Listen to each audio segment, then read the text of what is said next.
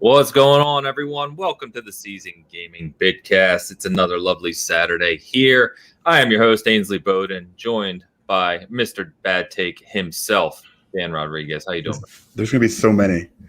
I'm so full of like bad takes today. Like you're just ready to give bad takes. It's going to be so bad. So bad. But I'm good. I give you a 7. I give you a 7. That's generous. Joining us as well from way across the pond, you know him well, coming back to the show. It's the host of the Midweek Mixup Podcast himself. Wednesdays, by the way, what time? 2 p.m. Central, which is a little different for us here in America. Yes. But Mr. Wandering Dutch himself, what's happening, my friend? Yeah, not bad, brother, not bad. It's always good to be back, always good to be on the show. So I'm looking forward to digging into these topics and getting straight on with it. Sounds good. Sounds good. And it's been a long time since he was last on the show, but he is back, ready to roll today. Host of the Basement Radio Arcade Podcast. You know him well, Mr. Enrique, who absolutely 100% believes in generations. What's happening, brother? I do believe in generations, and it's great to be on again, Ains. It's been a long time, and happy to be on the show and have some great topics to discuss today. Yeah, man, looking forward to it. So you have to put the lawn on hold. We're going to talk some gaming for a bit, man. Nice. All right, what's going on, everyone in chat? Thank you for showing up. So, guys, let's start with what we've been playing. There's in terms of news, we'll get to the PlayStation stuff. We'll get to some of the more updated conference news schedules and thoughts there. But what have you been up to this week as we kind of wait for the the monsoon of gaming information we're going to get next week? Who wants to chat about something fun you've been playing? I've been playing basically the same stuff, so I'll just get that out there. It's been MLB and then Hitman 3, and that's it. Like I will tell you, I've been playing a lot of MLB. The road to the show does get very addicting. It is. That's my favorite. It's the only thing I play with it. Me too. And there's no reason to play anything else for me. So, but yeah, I mean, I think just a few hours ago, I hit that top. I don't think I can get any more. I can progress any farther. Okay. So they really, like the stuff they give you and the rewards and stuff. I like how they tried to do something with it, but also it's still lackluster. It still is what it is. But yeah. I'm going to continue to play and break records like a madman. That's what I do. So you're playing on rookie, aren't you? No, I'm playing on whatever the normal difficulty is, which is garbage, because they don't allow sliders unless you want to lose. Now I can do it because I think I've hit the top. I can adjust my sliders finally to have a more realistic game. I got you. Okay. Fantastic. Yeah. And other than that, it's just been Hitman and just kind of jumping. I just jump everywhere. Like nothing is holding my attention for more than like an hour. So it's been kind of all over the place. I got you. Yeah. Dutch, what you been up to, man? I'm very much in the same boat as Dan, mainly because obviously, like yourself, I've got a lot of things that I'm trying to prepare for the next week or so. Yeah. So instead of gaming, it's been mainly either pumping out videos or getting videos ready or trying to get panels sorted and getting guests sorted and things like that. So, I've been PUBG when I have had a little bit of free time with some of the panel. Yeah. And also a little bit of Resident Evil Village because I'm still working my way through that in little bite-sized chunks. Okay. And Forza Horizon because again another nice and easy one you can just jump into when you have a spare half an hour and don't have to think about anything. So it's just bite-sized stuff at the minute until we get like you said, the influx of news and potential immediate drops at E3.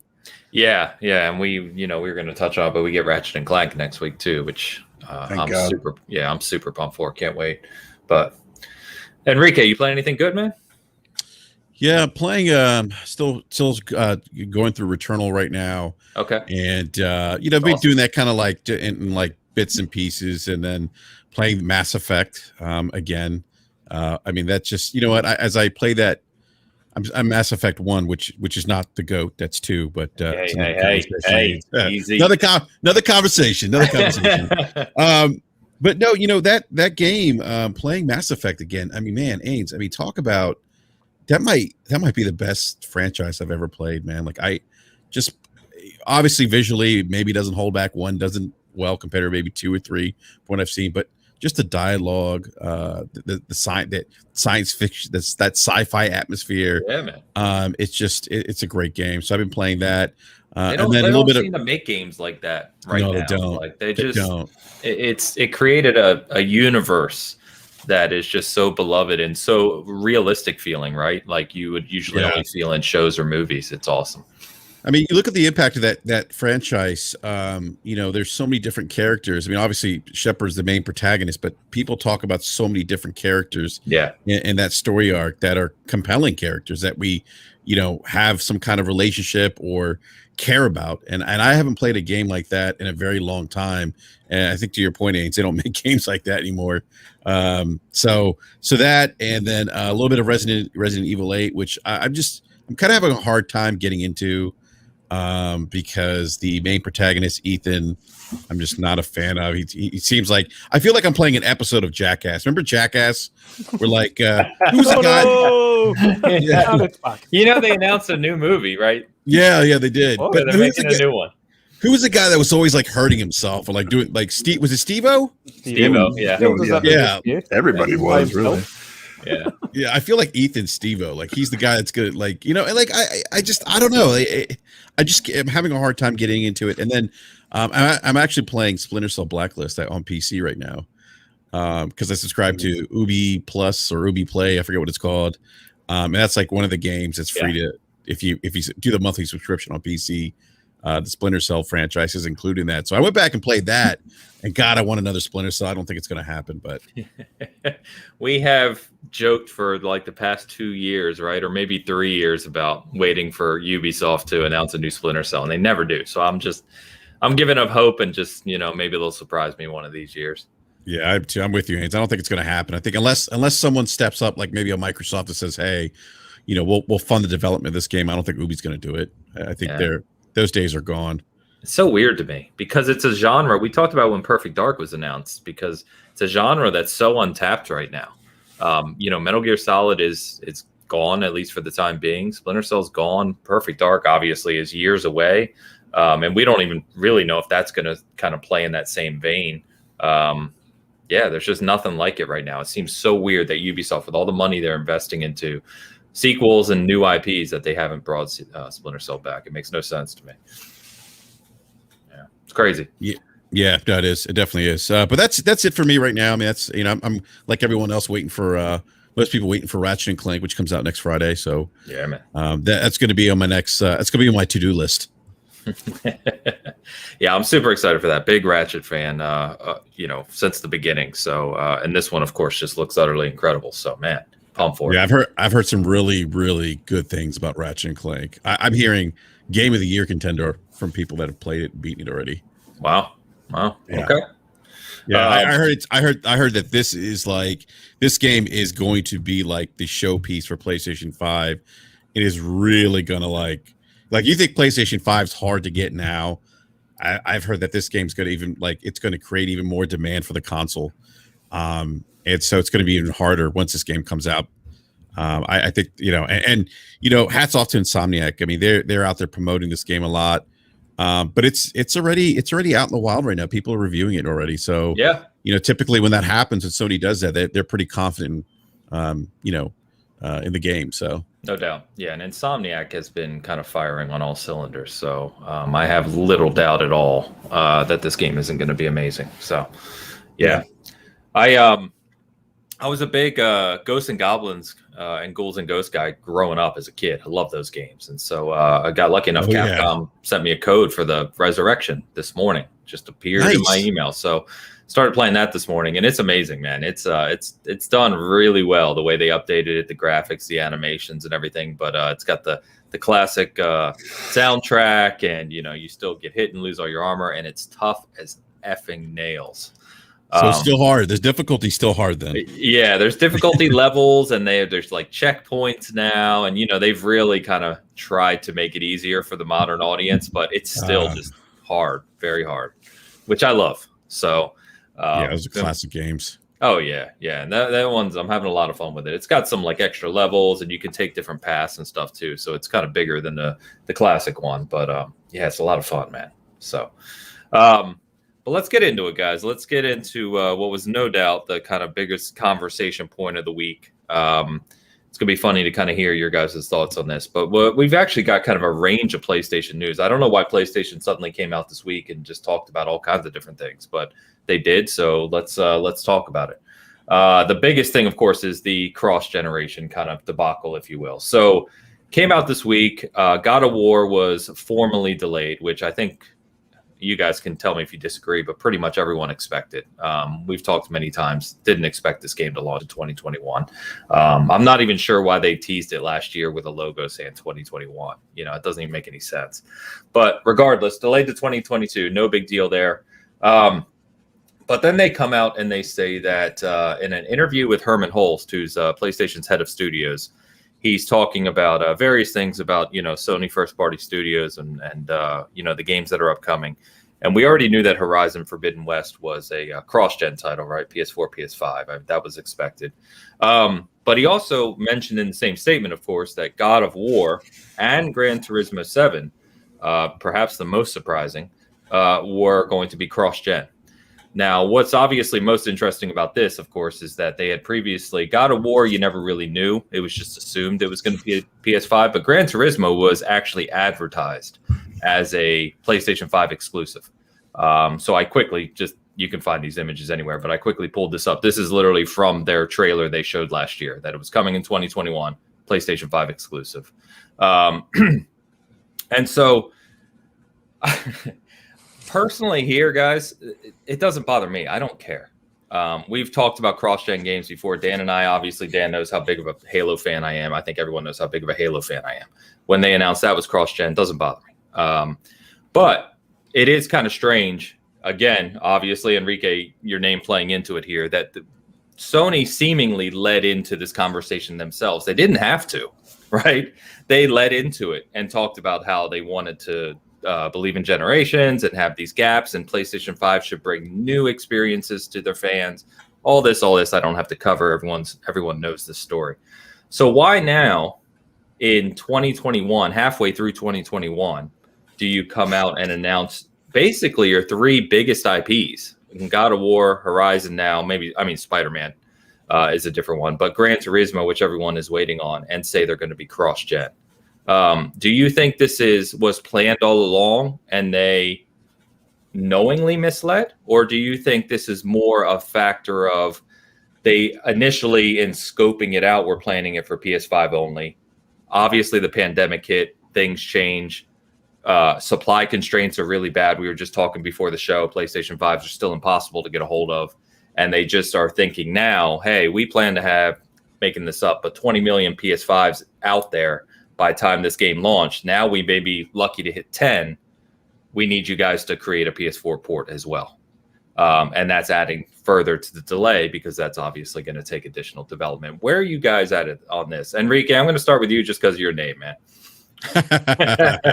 Well, you know, it's funny because that talking point from Sony is going to kind of haunt them the next year or two, you know, with these games coming cross-gen, where they did say, they did come out and say, hey, we believe in generations. And we all thought that, you know what, they're going to release all their first-party content is going to be, you know, PlayStation 5 only.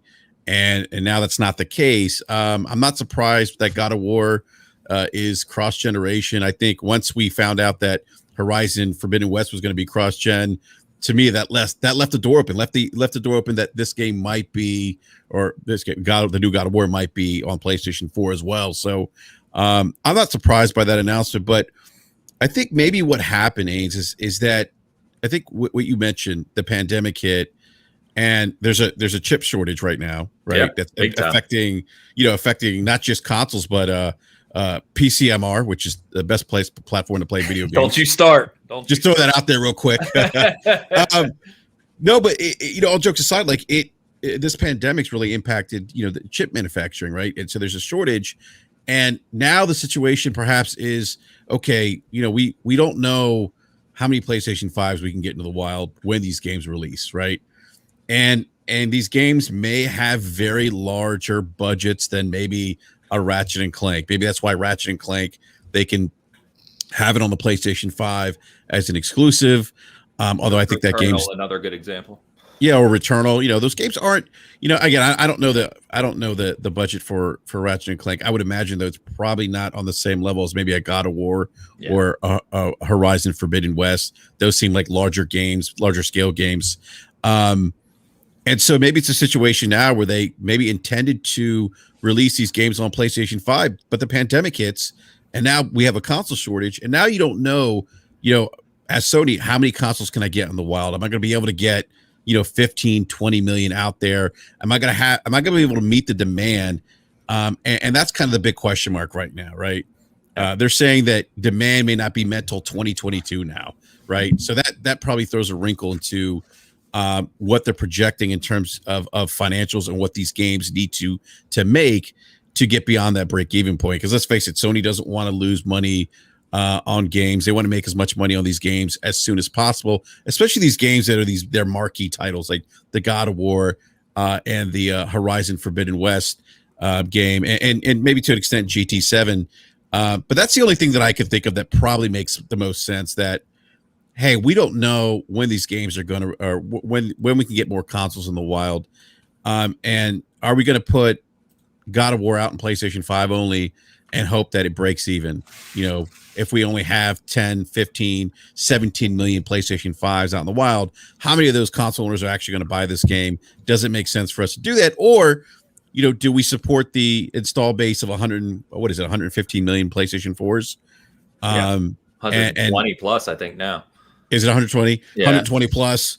And then we have the opportunity to recoup our investment, which is probably more likely for that to happen on the PlayStation 4 maybe than on the PlayStation 5. But it's really interesting how this is all played out. I think unfortunately for Sony, the joke kind of on them with we live in generation, which is why I had that under my name, because it's going to be something that's talked about. That's I guess maybe haunt them a little bit, because they were so adamant, well, at least vocally they were adamant that, hey, we do believe in generations.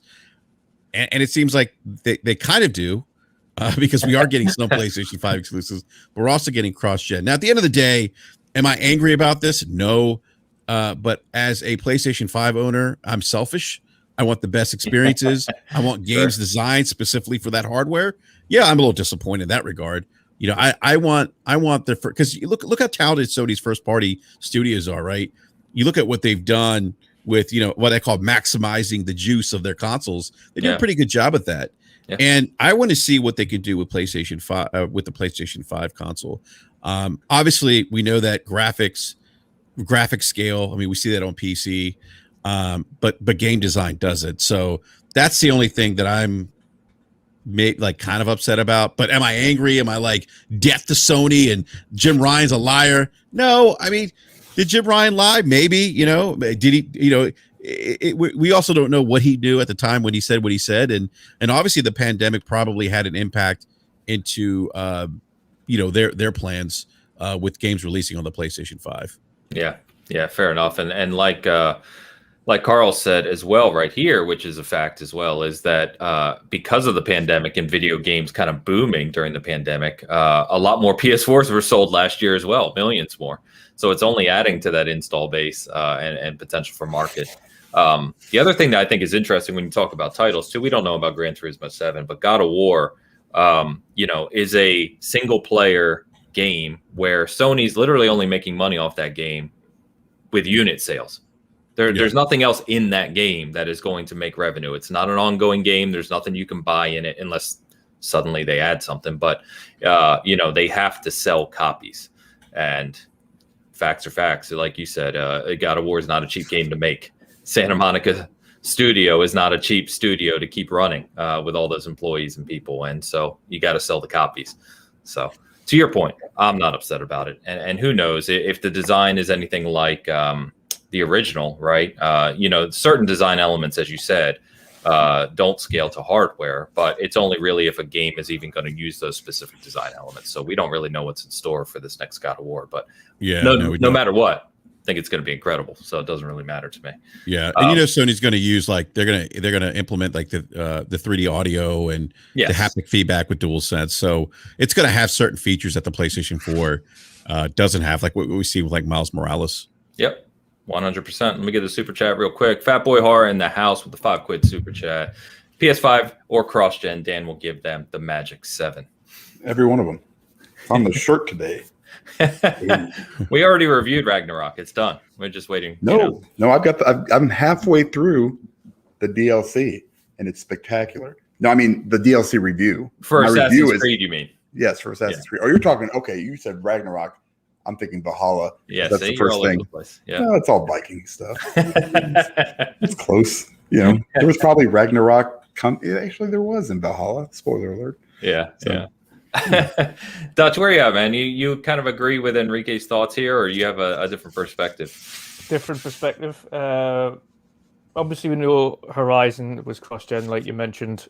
God of War was one of those that was teetering with kind of assumed, but didn't have confirmation of what was happening. But as you mentioned, GT7 most definitely did say it was PlayStation 5 exclusive. Yep. The only bit where I draw the line is, as BRAP mentioned, you can't.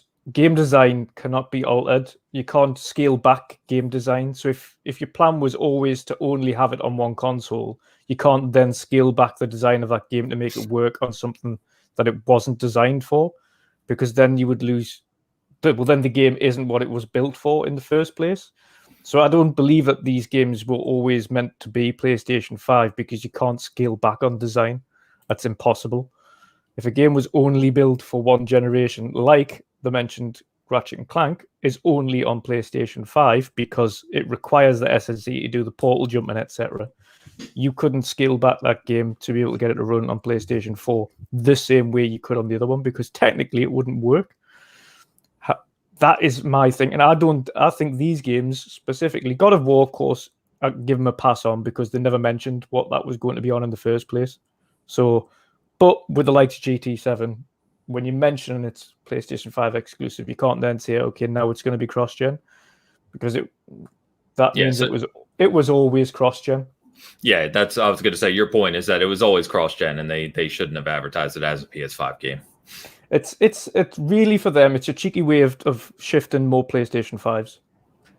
What do we have that's going to push this console forward, and especially around launch window? We've got Ratchet & Clank that's coming out middle of kind of the first year. Brilliant. That's one good game. We've got Returnal, which is second party. We've got Bloodborne, which is second party. We've got, they're trying to push them. Miles Morales ended up being cross-gen anyway. That was a one originally that was meant to be next gen and then scaled back to cross-gen. So to me, it sounds like they're just going, we'll be a bit cheeky here and we'll tell them. And people, I don't think people remember or may realize, because they don't release games like they used to. GT Sport was a bit of a letdown, especially at launch. But Gran Turismo is still a major IP. And when especially for sim racers, sim racers specifically. Especially for sim racers, and especially in Europe. When GT7 launches, that game will sell millions upon millions of copies on day one. I'll be one of them myself. Well, one of our panel members, Forza Irwin, he's got a expensive Fanatec steering wheel setup. Yeah, he kind of likes those racing games. Loves them. But seeing the news that GT7 is cross-gen now, and that was the only reason he was actually going to pick up a PS5 in the next year, seeing GT7's cross-gen, he's what's the point? Like the only reason I'm playing it, the only reason I was going to invest in a PlayStation 5 right now was to get GT7 and plug it in and see what that can do with the steering wheel and things like that. And no need to now. So he's got absolutely no rush to go and pick one up. Shit, you better hope Sony allows that steering wheel to work on a PS5. Because some of the stuff doesn't. So Carl agrees with you, by the way. They were always PS4 games. They're just leveraging PS5 sales. Which is interesting because you can't, they can't even make enough of them anyway. So I think it's more, it's the distribution issues, the problem, I think. Of course. Like you mentioned, specifically with the chips. I think the thing that's in Xbox's favor is that they use the same across two. Of course, one's just got a few CUs disabled, quite a few CUs disabled compared to its bigger brother. But across the board, it's much easier for Xbox to pump out 2 different units and kind of get them on shelves than it is for PlayStation, who have. I don't get me wrong, but has anybody seen the digital edition since it originally launched? Because I haven't seen any of them ever restocked. So a buddy of mine got one. He's the only person I know. A buddy of mine got one like 2 weeks ago.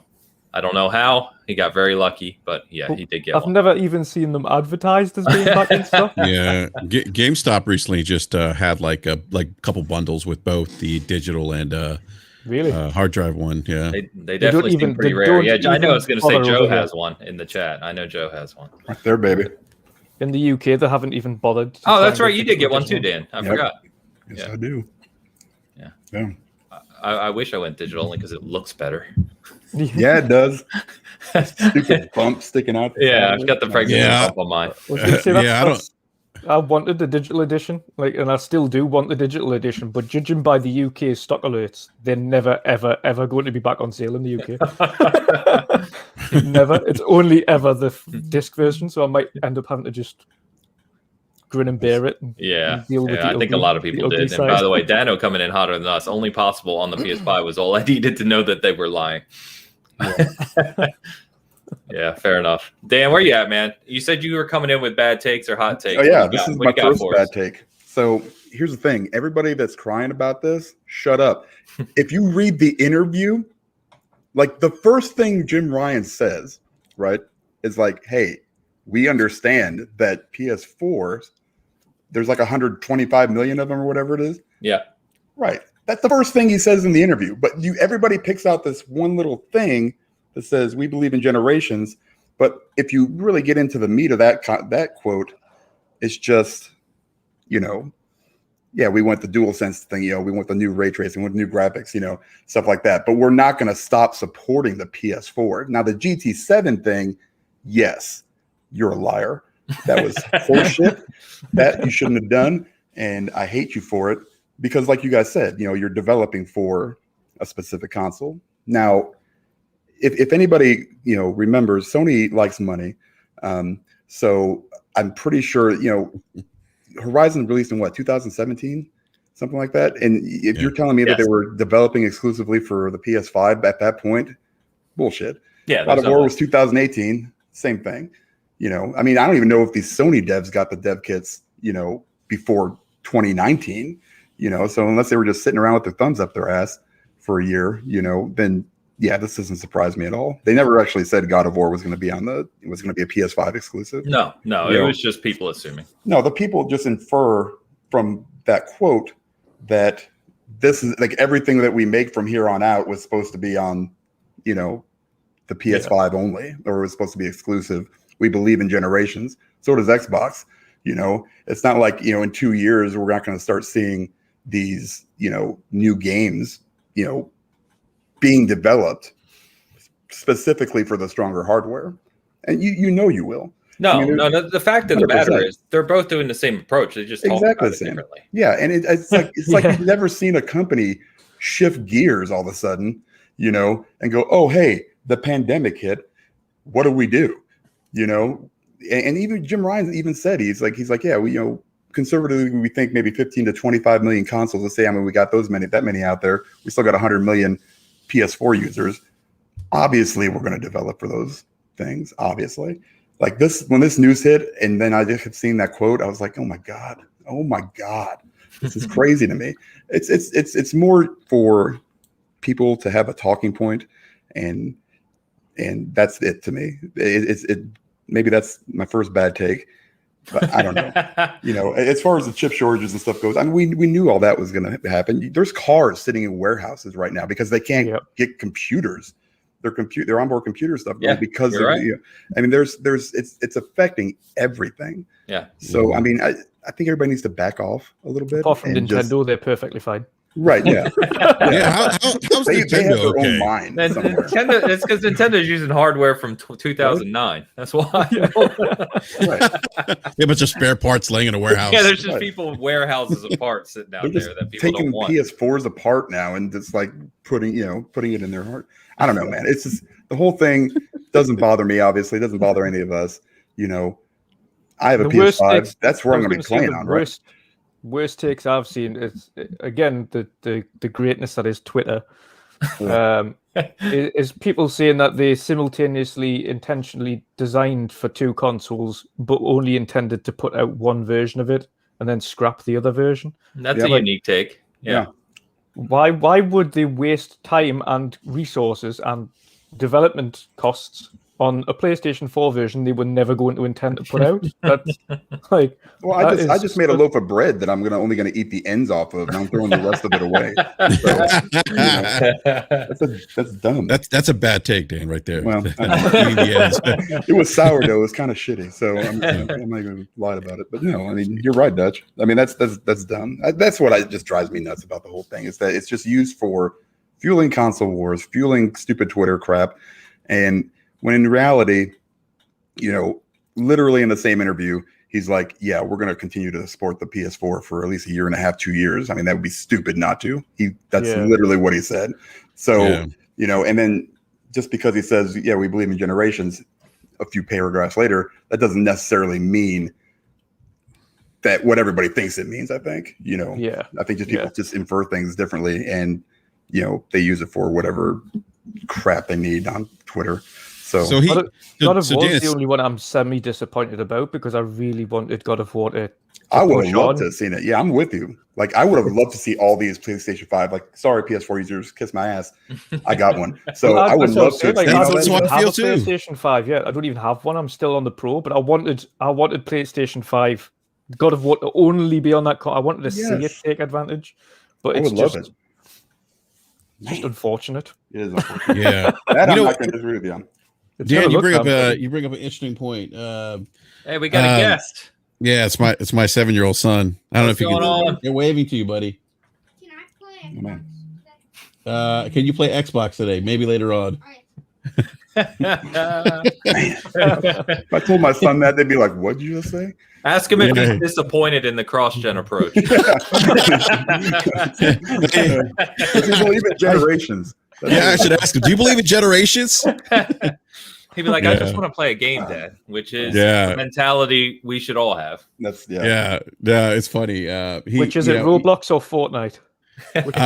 No, he doesn't play Roblox. He does play a little bit of Fortnite. But we have what is it? I forget what game it is. Oh, Minecraft. I don't know how I can forget that. We have Minecraft on Xbox, and that's what he typically plays. Yeah, Minecraft Dungeons, which actually is a really good game. That's fun. Minecraft Dungeons is fun. Yeah. So many expansions on that game now as well. Yeah, it's just ridiculous. There's like 6 expansions on it. Yeah, I need to go back to it. I played it at launch and kind of beat it, but they've added a lot to it. Yeah, it's a lot of fun. But to Dan's point about what Jim Ryan said, Dan's right. Like, I think a lot of us, because we saw that we believe in generations, we kind of maybe glanced over what he was saying. And in corporate talk, Jim Ryan's a corporate guy. He's a smooth talker, as they say, and he was probably telling the truth, maybe, and we just kind of maybe they give themselves a little bit of wiggle room to say we believe in generations. Well, yeah, I guess in hindsight they kind of do, because we are getting a Ratchet and Clank, but at the same time, they're still supporting PlayStation 4. So, I think Jim maybe gave himself a little bit of wiggle room here, in corporate talk per se. But I think the interesting thing is when's the cutoff point then for PlayStation 4? Is it going to be after 2022? Because I think at some point, I mean, like Ains, I think you said this earlier, these are their 2 marquee franchises, God of War and Horizon Forbidden West. You got to imagine at some point, though, the other ones, like there's going to be a sequel to Ghost of Tsushima. Sure, we know Ben Studios announcing a new IP. Yeah, we know there's probably going to be an Uncharted, A Last of Us Part 3. At some point there's got to be a cutoff, I would imagine, right? I don't see them going. I was going to say they said they were going to support PS4 for 3 to 4 years. However, go ahead. Go on.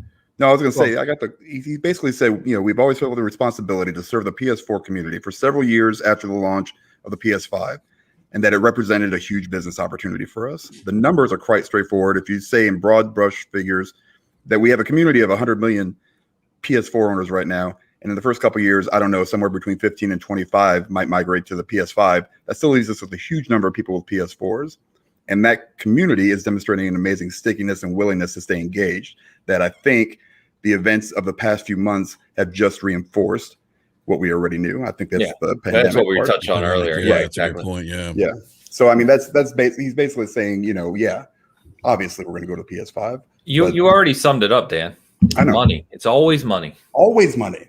Always. I think anything that was kind of in development, or at least started development last year, has a potential to be cross-gen at the moment. I think anything that's only just kind of in the midst of starting full development cycle now, i.e. not releasing for 3, 4 years, are the titles that are next-gen only. And that's the thing that people have been taking, laughing at Xbox for, is the fact that these games that they have coming out in 2, 3, 4 years, i.e. your Fable and Perfect Dark and Hellblade 2, etc., those are all games that are only on next generations and intentionally don't have release dates or release time zones at the moment because them games started development pretty late on. I mean, Hellblade has only just got back to doing mocap.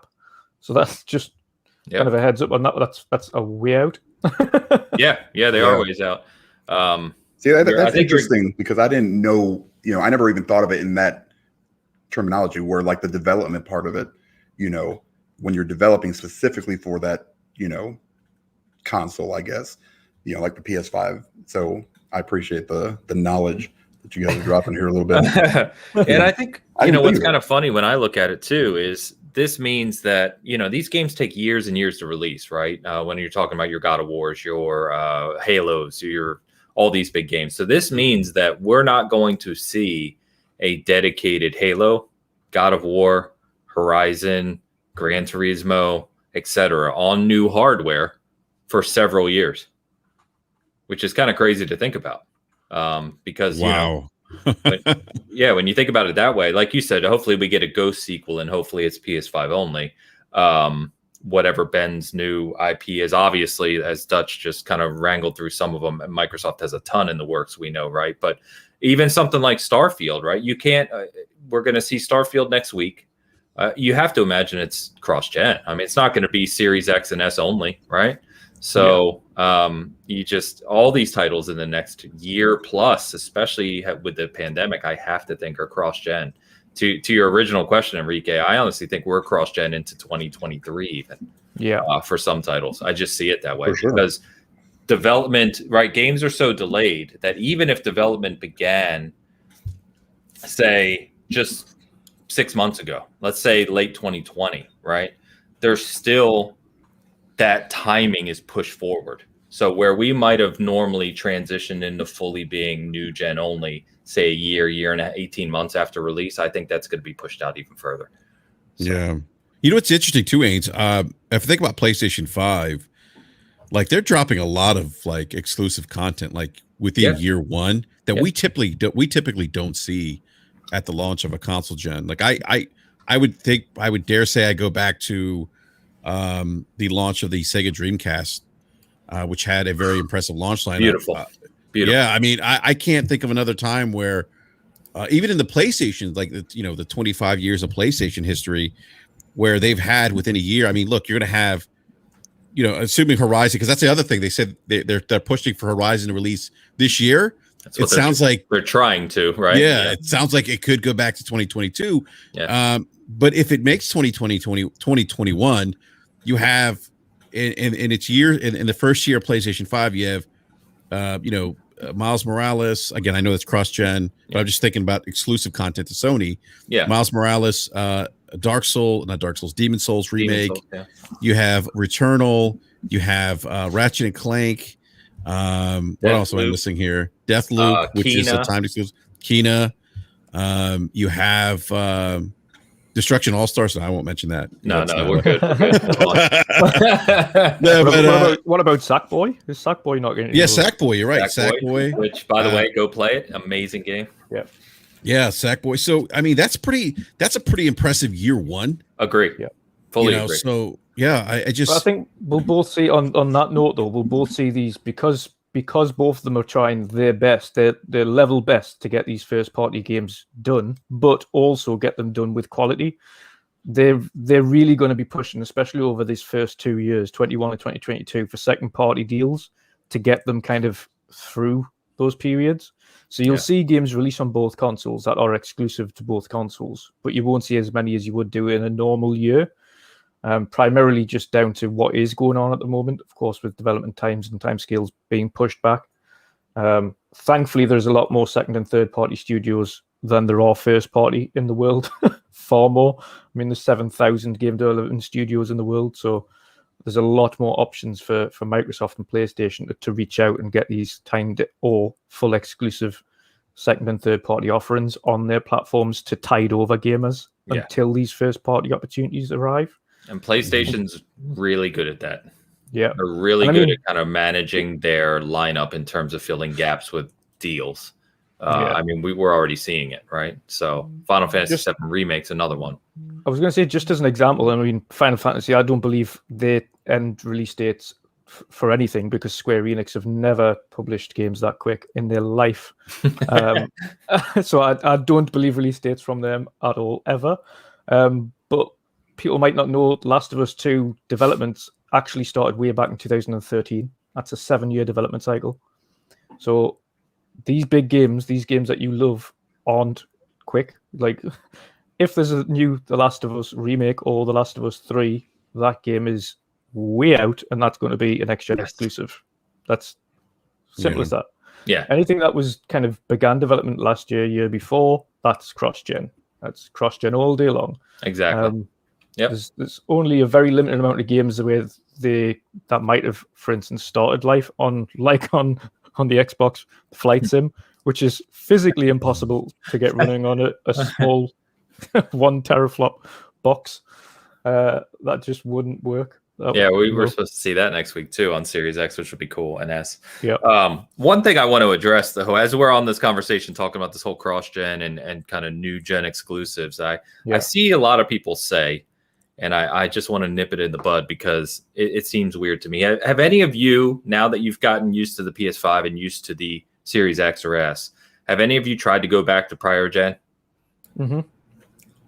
Yeah, I use mine for streaming, and it's cumbersome.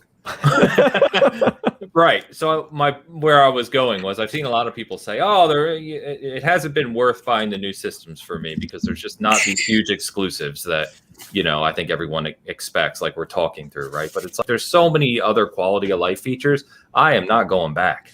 Like, this is fully worth the investment to me, just from the speed and ease of use. And, there are significant upgrades in some games. I know Dan and I have talked about Valhalla before. The difference between Valhalla and the One X versus the Series X is literally night and day.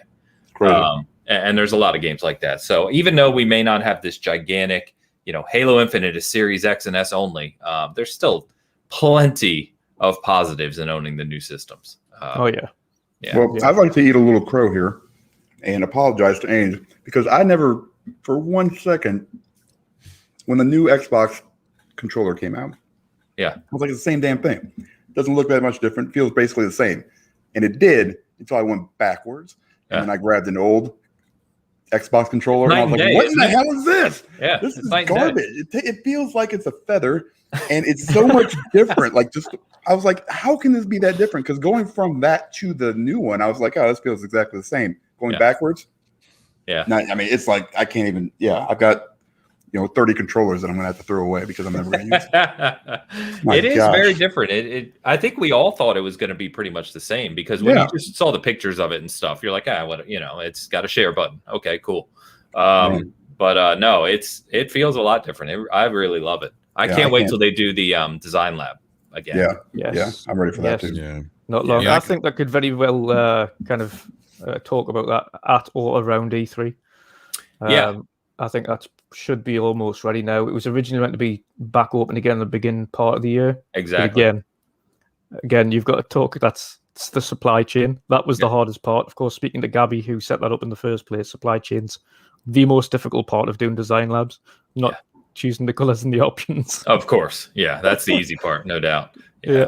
Eric in the house. By the way, Eric asked us why we have Enrique on here, and I told him to come get his boy. I don't know why he's here.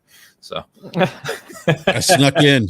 He's just snuck in the back door there. Just snuck in, yeah. But yeah, I mean, I think a lot of people agree with the quality of life improvements here. No doubt. 100%. It's night and day. Yeah. So. Yeah, we've been enjoying those higher frames on PC for some time though, Ains. Hey. Don't get, if Carl's still in the chat, don't get him started. I have this debate with him every day in our SG chat. Is he a PC gamer or? Well, he supports everything, but yeah, I mean, okay. he's PC, and he's got his daughter into PC now. And funny enough, my son, my soon to be 16-year-old, I helped him build his first PC for Christmas. Oh, nice. Okay. Yeah, That's and awesome. so he's got that, and I bought him like a couple months ago a 144 hertz monitor, and I showed him how to set up the games for the higher frame rates and stuff. So he lives on it, man. He loves it. So it's great. My 11-year-old plays. It's funny. He was playing Forza Horizon on the Series X through Game Pass. Yeah, and I was like, hey, why don't you try playing it on PC? And he's playing it on PC. And he won't go back to the Series X version because of the 120 support. The 120 and the higher graphic settings. Okay, I'm playing at 1440p, but at ultra. That's what I do too. That's what I like 120. So he was like, oh my, like I to see his face it's priceless, right? When the kids see it, like when you see the kids react, like no doubt. He sat down here where I'm sitting and he's like, oh wow. I was like, do you notice the difference? He goes, yeah. And he hasn't gone back. So no, that's a sweet spot, man. I've got I'm sitting in front of it right here, the 34-inch, ultra wide, and 1440p at 120 plus frames. That's a sweet spot. It's a nice sweet spot. Yeah, I love it. Yeah, love it. Although PC still gives me a headache every other day. So yeah. I had a driver update last night, and it kind of messed up my audio. It was a NVIDIA driver update. Yeah, and I was like, come on. But it is a lot. I was talking to Carl about this, and he's still in the chat, by the way. But no matter what, right? It's 20 times easier to game on PC today than it was 10, 15, 20 years absolutely. ago when we used to have to. I was telling Carl, I still remember installing my first NIC card so I could play Ultima online, and I've got my PC pulled apart and trying to connect my modem into, the phone line. And Jesus, man, it was a disaster back then. It was, man. You had to be like a tech guru almost to pretty much. Yeah, you had to. And Google wasn't around. So. No, there's no Google. Yeah, there's no Google. Yeah, no doubt. Still Ask Jeeves at that point, wasn't it? Ask Jeeves, yes. Yeah. Oh, goodness. So PlayStation, we kind of mentioned it, right? Sticking on them for a second. Bend is developing a new IP. So if you somehow missed this news, Days Gone, which has kind of surged a little bit in popularity due to releasing on PC, they did not approve the sequel. So that game is going to be a standalone that kind of lives with its cult following for a while. But Bend is working on a new IP they announced this week. So no real details on what that is, but I guess we'll see what they can make. The interesting thing about this, like we were just talking about, is that it took them how long to make Days Gone? Like 6 years. It took them a very long time, and the game, launched in pretty poor shape. That's why some of the reviews were lower for it. Dan, you had that experience. You reviewed it for us. In fact, I think you gave it a 7. All jokes aside, I'm pretty sure you did. It's just easier. I'd probably agree on that score anyway. To be honest, I think the game was good. Story was okay. Gameplay was okay. I mean, it didn't do anything to excel.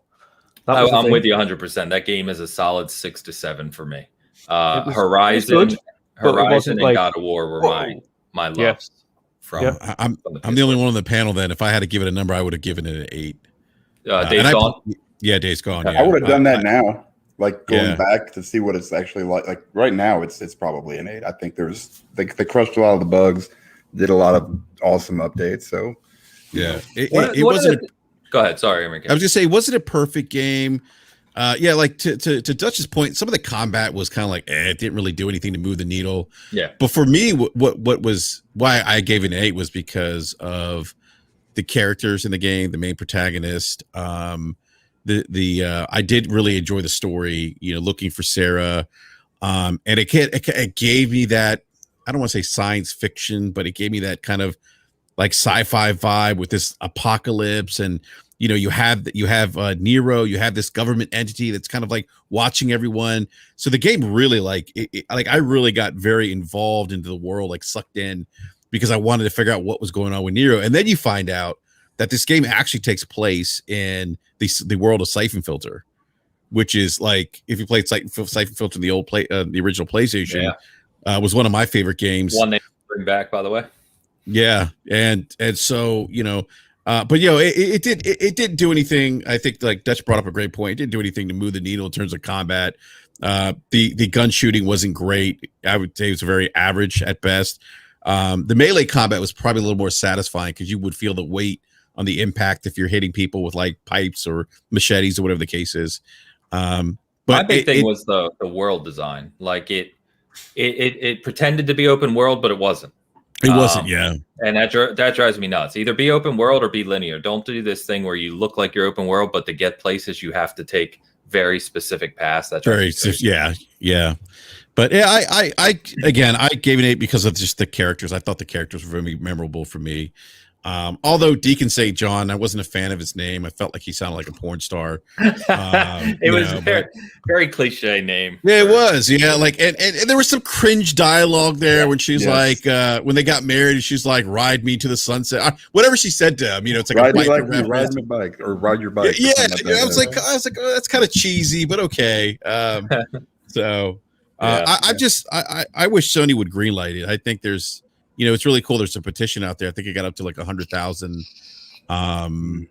signatures or something. It's not completely dead in the water. I think on this thing, they just said, we can't justify it right now. And I think the developers have said, they'll never say never. It might happen again in the future. But now, Sony haven't given the nod. See, I thought they moved that team to help Naughty Dog.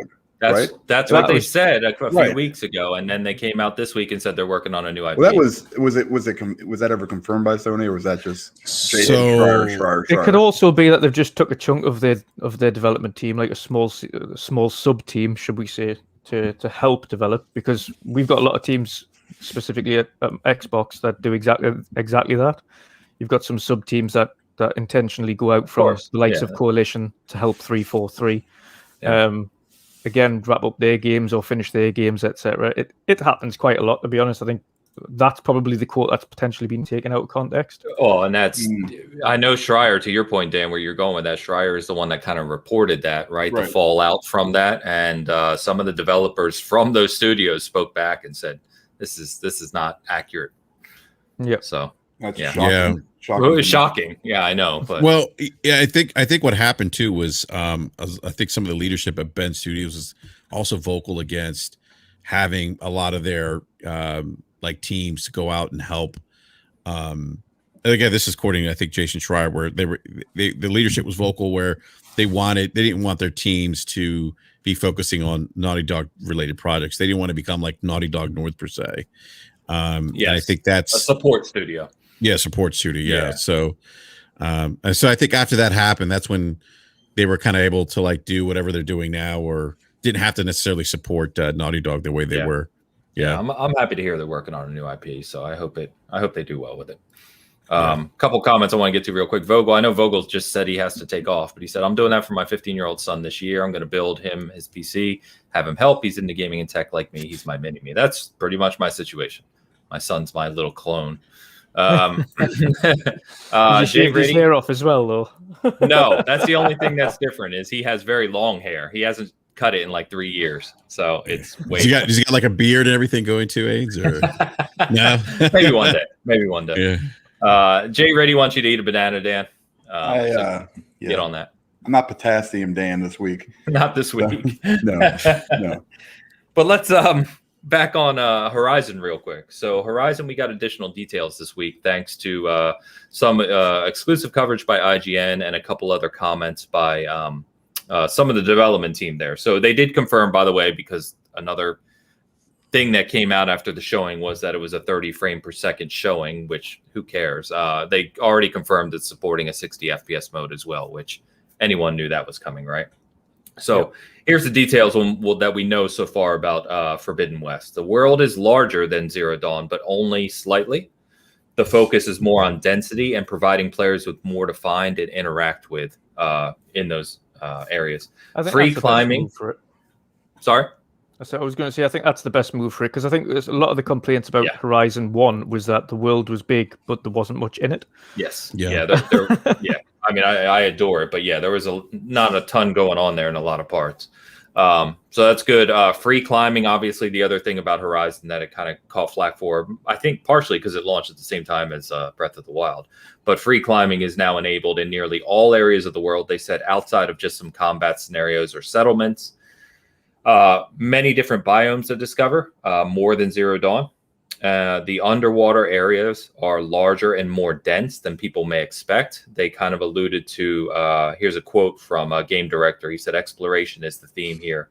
It's not just enough for us to show underwater. We wanted to make sure that it's every bit as beautiful as you see in the natural world above you. And that we wanted to do things that were really surprising and interesting. So sounds like there's more to the whole underwater thing than people may think. And then a couple other tidbits here. You can focus on human enemies now as well, not just the dinos or whatever you want to call them, because the human enemies now have armor as well, and you can chip that off. You remember like you used to do with the machines. There's an entirely new melee system with combos as well, like an action game. Workbench system for upgrades, and a completely overhauled and new skill tree system as well. So this sounds right up my alley, guys. Horizon, probably my favorite new IP from PlayStation last gen. Adored the game. I cannot wait to see what this one is going to be like, and whether it comes in late 2021 or early 2022, whenever, I'm all in on this one.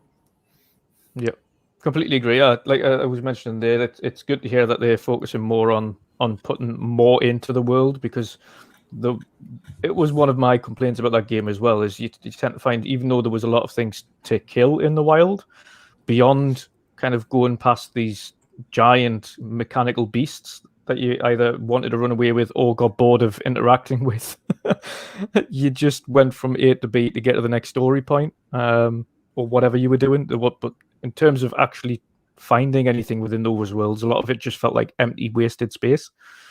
And I think if they're looking at kind of actually filling that up and putting more into it and putting more activities there or more things to interact with, etc., that's great news. I didn't have another chance to look at that interview, so that's great to hear that they're doing that, as opposed to let's just make it extremely large and make the Ubisoft approach. Really big. Yeah, it was nice. We kind of summed up all these details on the site in one article, because it was taken from a bunch of sources. But all these details I just love, and I completely agree with you that the density matters. And I think we touched on last week, right? Some of the side missions in Horizon were kind of goofy. You know, they felt like filler content, which you get in a lot of open world games. But hopefully they have, they can spend some more time on this one. I mean, yeah, most definitely. And the workbench thing sounds awesome as well. Of course, the first thing I pointed when I was watching the reveal trailer was that awesome staff now, where it kind of has all the new modes and attachments and things. That looks awesome. Yeah. But if they've got, I mean, have they alluded to whether or not the workbench is just upgrading the staff, or can you upgrade armor and can you upgrade the bow? I have to imagine it would be probably all your different weapons, because I couldn't see them developing a workbench system for one weapon, but I could be wrong, of course. So, Enrique, were you big on Horizon? Yeah, no, I really enjoyed it, but I think one of my complaints was that at times it was like the world was too large and there wasn't enough to do per se. Like it was trying to be large for the sake of being large. I heard you mention Assassin's Creed. Like that's one of the issues I have with Assassin's Creed sometimes. And plus, Assassin's Creed tends to mess with my my gaming ADD, where things will become too overwhelming for me. But but no, I mean, it's some of these, like what I call like quality of life improvements are, it's nice to hear that they're addressing some of those issues. The other thing that really stood out to me also was, at least from the gameplay footage that we saw, was the improved melee combat. Because that to me was a pretty big weak point in the game. But everything you just mentioned, I mean, obviously I was excited going into this game. And just to hear some of these quality of life improvements, I'm all for. Like if the world is more alive per se. There's more activities to do. I'm all for it. Even the gameplay footage, I noticed that the world seemed a little more alive, and I think that beautiful, man. Yeah, it did. Yeah, God. There's more foliage. I guess is that what it's called? Foliage. Yeah, foliage. Thank you. So a lot of that, I just my my only concern with Guerrilla Games, and this is I have a little bit of I guess I don't know if you want to say bad memories per se with Guerrilla, but remember like Killzone, like I think it was Killzone 2, which was like really good, and then Killzone 3 came out, it wasn't. It's like Yeah, I hope that's not the case. Fan, but I hope that's not the case with this game. I shouldn't say that, but I just had this thing with Guerrilla for some reason where like the Killzone, the first Killzone was kind of like, and then Killzone 2 was like, oh yeah, they got it. And then when Killzone 3 was announced, I'm like, oh, this is gonna be great. And then it wasn't as good as Killzone 2. So that's a BRAP problem, but it's where developers try to do too much or change too much, and they kind of miss the mark. Yeah, sounds like what you're referring to. Yeah, exactly. And I don't think that's going to be the case here, but it's just that's just a thing I have with Guerrilla Games. So, yeah. But I'm excited. That'll be Horizon 3. Yeah, that'll be Horizon 3 exactly. Dan, I know you like Horizon as well, right? Yeah. I mean, you're in the same boat pretty much as what we're talking about. Yeah, man. I mean, everything sounds good. Let's just see it. Let's just make sure it comes out this year. I'm still waiting to see that. Give me a release date, and that's it. I'm in the minority camp. I think I don't want it to come out this year because Halo's coming out this year, and I simply won't have time for Horizon. It's going to be a minefield. And Battlefield for that matter too. Yep. So February, if you're listening, Gorilla or Herman or Jim Ryan. No, I'm kidding. Jim Ryan, any of you guys. If February. Jim Ryan says it's coming out this fall, we know he's lying. So it's going to be on the PS6. It's going to be CrossGen, PS5, PS6. Yeah. No, CrossGen. They're all three: PS4, 5, and 6. Yeah, you're good. Excellent. So let's jump over to start talk about a little bit about E3 Summer Game Fest, and we'll kind of segue by talking about PlayStation in relation to that, because PlayStation is a partner for Summer Game Fest. They're listed on the official partners, which means obviously they should have something to show. But what I was kind of finding interesting is we developed a, by the way, if you need a reference for all the dates and times of the different conferences and events for the next week and a half, we have a whole summary on the site, so you can find that on there. But as I was doing that and kind of developing that, I realized that PlayStation, they don't have anything scheduled. There's literally nothing on the calendar from PlayStation for this kind of next week and a half, 2 weeks of events, including anything during Summer Game Fest. So went through the whole schedule, couldn't find anything. Obviously, the Square Enix conference is like all-time PlayStation exclusive, so that's kind of like going to be a big thing for them. But is it weird that we haven't heard from PlayStation directly about anything during this time of the year? Or, I mean, I at least expected a state of play sometime in the vicinity of E3, even if it wasn't associated. But if they're a partner to Summer Game Fest, wouldn't you expect something from them? No. No, you think? I mean, they're paying money. They're paying Summer Game Fest to be a partner. Only because it's PlayStation. They like to just do things when they want to do things. Sure. They're literally unlike I would say more the Nintendo route, where people could literally just be at them day after day after day. Give us a treehouse, give us this, give us this, give us a Nintendo Direct. Yeah. And they just don't listen. They're just like, no, we'll just, when we're ready to show, that's when we'll put the date up, and not before. So normally I'm 100% with you in that Sony can decide to do a show or presentation or whatever whenever they want, right? And people will show up. They always do, for good reason. Mm-hmm. But I'm just confused about the fact that they've partnered with Summer Game Fest but don't have anything on the calendar.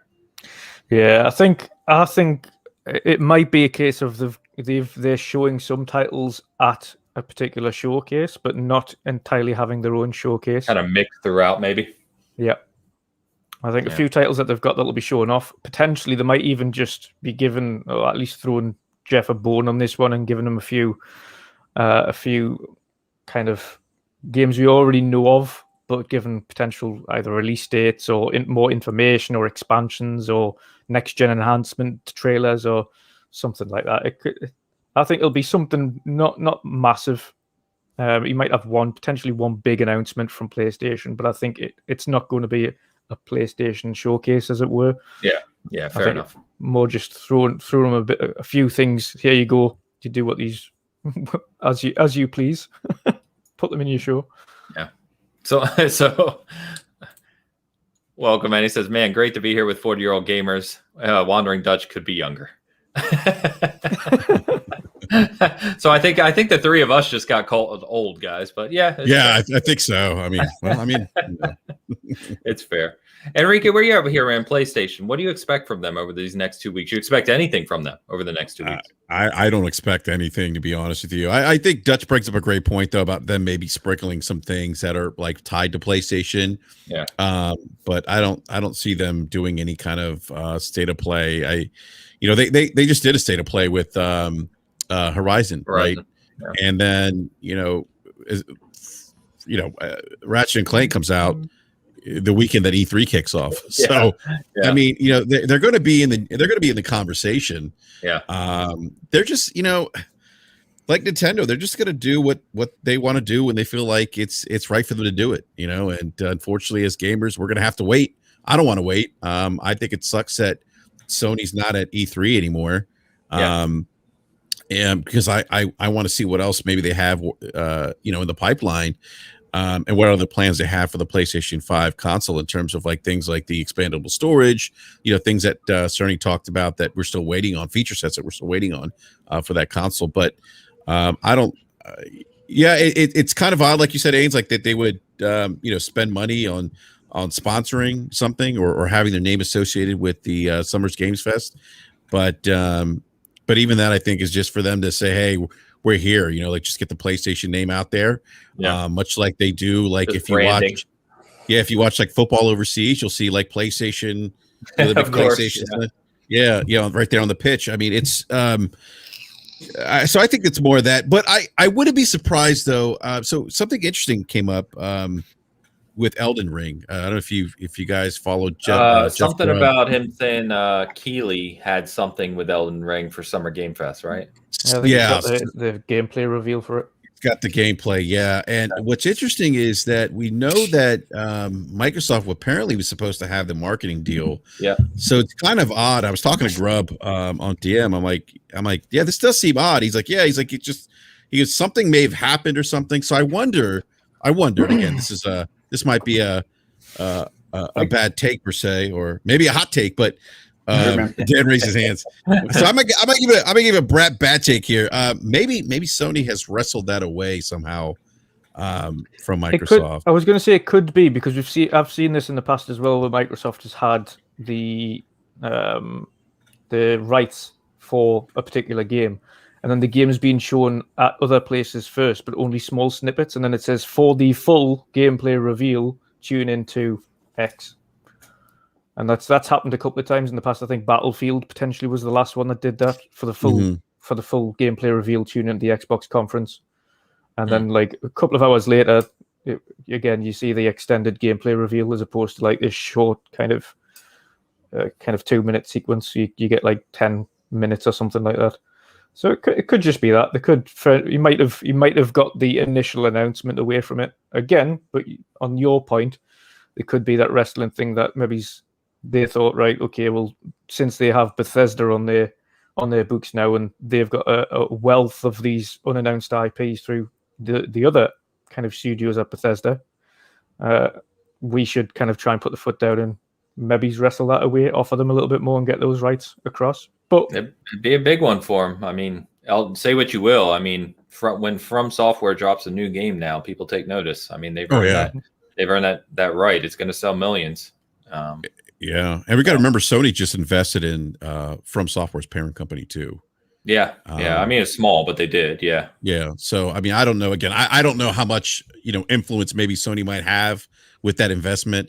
I guess the point is, it's something odd has happened. Like it just doesn't make, at least to me, it doesn't make sense that with that game being associated with some kind of marketing deal with Microsoft, that it's not appearing at Microsoft show first. Yeah. And then now Jeff Keighley has it. So And look, I mean, unless it's going to be one of those summer Game Fest Xbox things, because Xbox, even though they have a true there as well, you're right. They are partnered with Summer Game Fest as well, so they're doing like a 2-tiered approach. So who knows? I don't know. Yeah, because I have to imagine, right? That it's strange though that Xbox would class that as not big news, because I would assume that the stuff that Summer Game Fest is. Well, what I was going to say is that remember that when they do world premieres on the Video Game Awards, right, or Summer Game Fest here that Keighley obviously manages, those are paid agreements as well.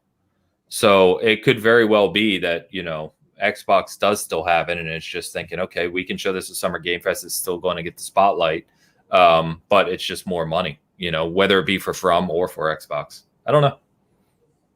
I guess we'll find out in a week. We'll find out in a week, exactly. I'll just be happy to see it, because Elden Ring, assuming it's what we when think is the actual the official showcase for Summer Games Fest? Like, when is that? Because obviously we've got Xbox on the 13th. Summer Games Fest starts on the 10th, which is Thursday. So when is it that they're having their own specific? It's like it's a wealth of events. There's not one showcase for Summer Game Fest. Yeah, so if you, like I said, you go on the site, it kicks off, like you said, Thursday, June 10th, but then it's like a whole bunch of different companies that are working through. One thing I do find funny, I was going to say one thing I do find funny about this whole Summer Games Fest E3 thing is that they're both trying to claim both conferences. Like, they're all just like, yeah, look, watch it at Summer Games Fest. It's like, yeah, exactly. Like, well, you can watch it at ours. And Bandai Namco, right, who should be the publisher, right, for, unless Xbox or PlayStation are publishing, but for Elden Ring is Tuesday, June 15th, right after Nintendo. Mm-hmm. So who knows if we will wait till then. Again, we'll find out soon. What I was going to say is if Elden Ring is what we think it is, which is the next game kind of in the Souls vein, this will immediately jump to my top 3 most wanted games. Probably right up there with Halo and Horizon.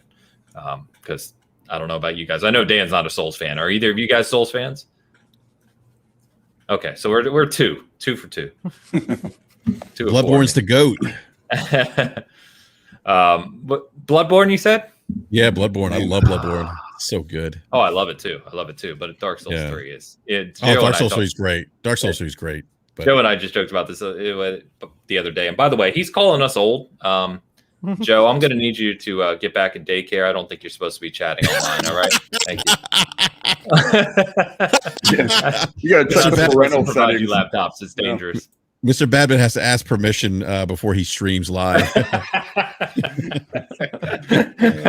It's like, are you over 18? And he has to click like, Mom. Dad, what's the code for YouTube again? I got to stream. Oh, man. And then Carl, this is one, I don't know about you guys. Me and Carl talk about like on a weekly basis is we hope Resistance comes back. Oh my God, in some form from Insomniac and PlayStation. I adore that franchise. I liked Resistance way more than I liked Killzone. Personally, I feel sorry for Insomniac. So much pressure on their shoulders. I mean, they've only released 3 games this year. Yeah, I know. Come on, get to it. Come on. We need Spider-Man 2. We need Resistance. Come on, get to work. Keep going. I actually, speaking of Insomniac, I actually think they're probably Sony's most talented development studio. Oh, 100%. They're amazing. Yeah. And the thing is with them, right? Not only do they have great IP, they deliver on the quality aspect, right? They deliver quality games, but they're also just like genuinely a good studio too. Like if you listen to their leadership and you listen to their directors, and they're just good people doing good work. And yeah, you love to see it. How PlayStation bought them for the money they bought them for, I have no idea. I was just about to say that. That's like, I mean, 250 million? It was like 260 or something. Yeah, exactly. I mean, that's like, it's like a drop in the bucket. I mean, I was shocked. It was nothing. Yeah, it's crazy.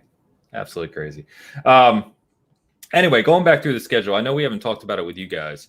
So let's go ahead and talk about the big ones, right? So Ubisoft, we know we're going to get Far Cry 6. We know that's an October 7th release date now, right? We know we're going to get Riders Republic. We know I had that pre-ordered, and I was expecting that game to come out. What was it, last year? And it got pushed back, and then an indefinite pushback. Yeah, well, so did Far Cry at the time. It was an indefinite pushback, right? Skull and Bones, we haven't seen in 2 years. I think they're redesigning that game. I was talking to Luke and Joe the other day on our other show that wouldn't surprise me if we at least see a tease for Skull and Bones, whatever the new thing is, but they don't think so. So I don't know what you guys think about that. I literally played that game 2 years ago. So it's just crazy to me that even if they're kind of redesigning some core aspects of it, that we don't see anything on it still at this point. It is. It is wild. It is wild. I don't understand why Riders Republic was pushed back either. Right, that was a gameplay trailer they showed off there as well. Yeah, it was a gameplay trailer. It wasn't even CGI. That was actual gameplay. No. Well, and it's built off of Steep. Like Steep was the predecessor to this, right? That kind of like X game style or extreme sports style. So, but I think I'm one of the few people. I joked about this the other day. I'm really excited for that game. I like it. Yeah, me too. Like, really? Oh, okay. I loved Steep, but the problem was is nobody else was playing it. It didn't so well. No, it didn't. But so what do you guys think from Ubisoft? Is there anything you hope to see? I mean, Splinter Cell is always the ongoing joke, right? Cell. But do you think we're actually going to see it? No, we're not. We're not, because they're doubling down on open world games now. Like I think they said that at the last investor call or something. They said they're going to focus more on those big open world games. We know they're going to take a stab at a free to play game. They already did. I forget the free to play game that they put out that wasn't really that good or well received. They're going to take another stab at that, but I don't see them. I, as much as I want Splinter Cell, I just don't see how the Splinter Cell universe fits into what Ubisoft's trying to do, which is a shame because, like you said earlier, the stealth genre is kind of dried up a little bit. There's not that many stealth games out right now. I think personally, and what do I know, but I think that if they released a Splinter Cell game, it'd probably do very well, in my opinion, I think it would. And like I know people talk a lot about does well. Hitman still does well, exactly. So I mean, why not do like what IO Interactive did with Hitman? Do like a Sam Fisher kind of episodic type thing, right? Yep. I don't know, but I'm looking forward to Far Cry 6. That's probably the one game out of Ubisoft that I want to see a little bit more of, because that looks actually, that has me intrigued, and I haven't been intrigued by Far Cry in quite some time, probably since 2. Okay. Yeah, no, I'm excited for it. I look at those games as stupid fun. I don't expect anything life-changing from them, but hopefully they get the narrative with this right. Dan and I have joked about it with Juan Carlo Esposito, man. Please utilize him. Have some good writing. Have some good dialogue. Have a good story. So hope so. This one looked a lot more Just Cause to me. That's what I said. I said it looks like a first-person Just Cause. Like they're playing into that craziness aspect, right? Where 100%. It's just all hell breaks loose. Yeah, 100%. Some absolutely crazy weapons, like a rocket launcher backpack, and like that thing isn't a physical possibility. Imagine trying to launch rocket launchers off your back; you'd be in the floor. Don't come out here, Dutch, and start destroying my dreams and my hopes. I was really gonna start working on something like that here soon, and I would love to see that. It would be my and that would be my last. We'll put it on SG. One of Dan's Dan's last I need video. a new co-host. It's a damn bad take. Oh man. Let me get the super chat from Mo in the house. What's going on, Mo? My sons, hope you boys and panelists have a great rest of the show. Cheers to everyone in the chat watching. # free Sam Fisher. No doubt, man. It just seems, they would sell, you have to imagine they would sell a few million copies of that game just on name alone. Because it's back. If with Microsoft having, some of their first party stuff years out, like that's a game that Phil Spencer should be like, Ubisoft, we're going to fund the game. We're going to give you the money to make this game. Drop it in Game Pass day and date. Like that would be huge. Huge. Would, no doubt. And we joked earlier, or not joked, we stated earlier with PlayStation making so many kind of second party and time deals. You could see them do something like that as well. That would be like Megaton announcement if like Microsoft got that. Like Sam Fisher. Because absolutely. You got to remember, Sam Fisher started off on the OG Xbox. Sure did. As a time exclusive, yeah. Which at the time, I'm not a huge Metal Gear Solid fan, but the debate at the time was, did Splinter Cell just top Metal Gear Solid? 2, was it 2 at the time on the PS2? I'm trying to remember. It was, it was 2. Yeah. I always thought it was better, but that's just me. You know what, Ains? I'm with you. I actually like the stealth. And then when Pandora Tomorrow came out, like, wow. Was that the second one, Pandora Tomorrow, or was that Chaos Theory? I don't remember. No, I think you're right. And No, then Spies. I don't know. I don't know. And Chat then can tell Spies us. versus Mercs. Sean will know because I'm Spies sure versus he's played Mercs? through the trilogy. Yeah. Say it again. Sean will know because he's just finished playing through the trilogy. Oh, I was again. going to say he's got his darn avatar with Sam Fisher right there, or Yep. himself with the night goggles on. Yeah, they just have to bring, if they do it, they have to bring back Michael Ironside though. Of course. Yes. Yeah. Yeah. 100%. It's a requirement, no doubt. Yeah. Elu in the house. What's up, brother? He said, by the way, Ains, how on earth can Horizon be one of your favorite games, yet you despise Monster Hunter so much? It makes no sense to me. Because Horizon's fun to play, it's and so Monster different. Hunter is not. So It's different. not really that complicated. It's Come so on, different. So Even different. even as a Monster Hunter fan, I can't even. Yeah, I because can't I even mean, support you. you know, you don't want to mess around with this clunky ass controls and terrible Let's design. not get crazy. Dan just gave that comment a 7. I mean, yeah, that was. I can't even give him that. Yeah, that's high. Come on, that's high. That's the pinnacle. Like 8 is lower than 7 in my rating scale. So, It's low. yeah. By the way, Mo got us. Pandora tomorrow, second. Chaos Theory third. There you go. Yeah. Okay, cool. Yeah. With Spies, Mercs, and Pandora. Yeah, exactly. Yeah, Spice Mercs was incredible. Xbox Live, I remember that. Oh my god. Of course, man. Those are the old Xbox Live days. Yeah. I want them to get back to original Ghost Recon as well. Old school Ghost Recon. yeah, Great. yeah. Yeah, man. That was the game at launch of 360. I played nonstop. I still literally have my launch 360 copy. of Advanced Ghost Recon. Warfighter, I think it was. Yeah, Advanced yeah, Warfighter was so good. So good. So good. Yeah. Darge Knight in the house. What's up, brother? Good to see you. $2.99 a pound super chat. Almost $1. Soul Reaver, Dead Space, Splinter Cell remakes. Yeah, Soul Reaver is another one that comes up a lot. Yeah, that was people. Legacy of Kain. People forget that was Amy Hennig's joint. She's Amy Hennig, yeah. Yeah, she's the one who kind of made that what it was, which is kind of interesting to reflect on now. And Dead Space, of course, is big in the conversation now because of Mass Effect, right? Everyone sees the Mass Effect Legendary, how good it is to revisit. Everyone wants them to do the same with Dead Space, and I would love that. But for Dead Space fans, I think everyone keeps forgetting, and we did cover this off on our last show, Callisto Protocol by the Dead Space developers. Very much so. Very much so. Looking forward to that game. That's right. Yeah, can't wait to hear more on them. What? Darge, never apologize for super chatting, dude. What are you doing? Always appreciate anything. Yes. Yeah, seriously. Never apologize for super chat amount. So thanks so much. Where were we here? So that's Ubisoft. So let's go ahead and touch on it. So Xbox Bethesda, because I haven't talked to either of you two guys about this, and this is obviously getting the try to stay focused, Enrique. Coming at me with Fallout 76. I did like the game, but I love the hat.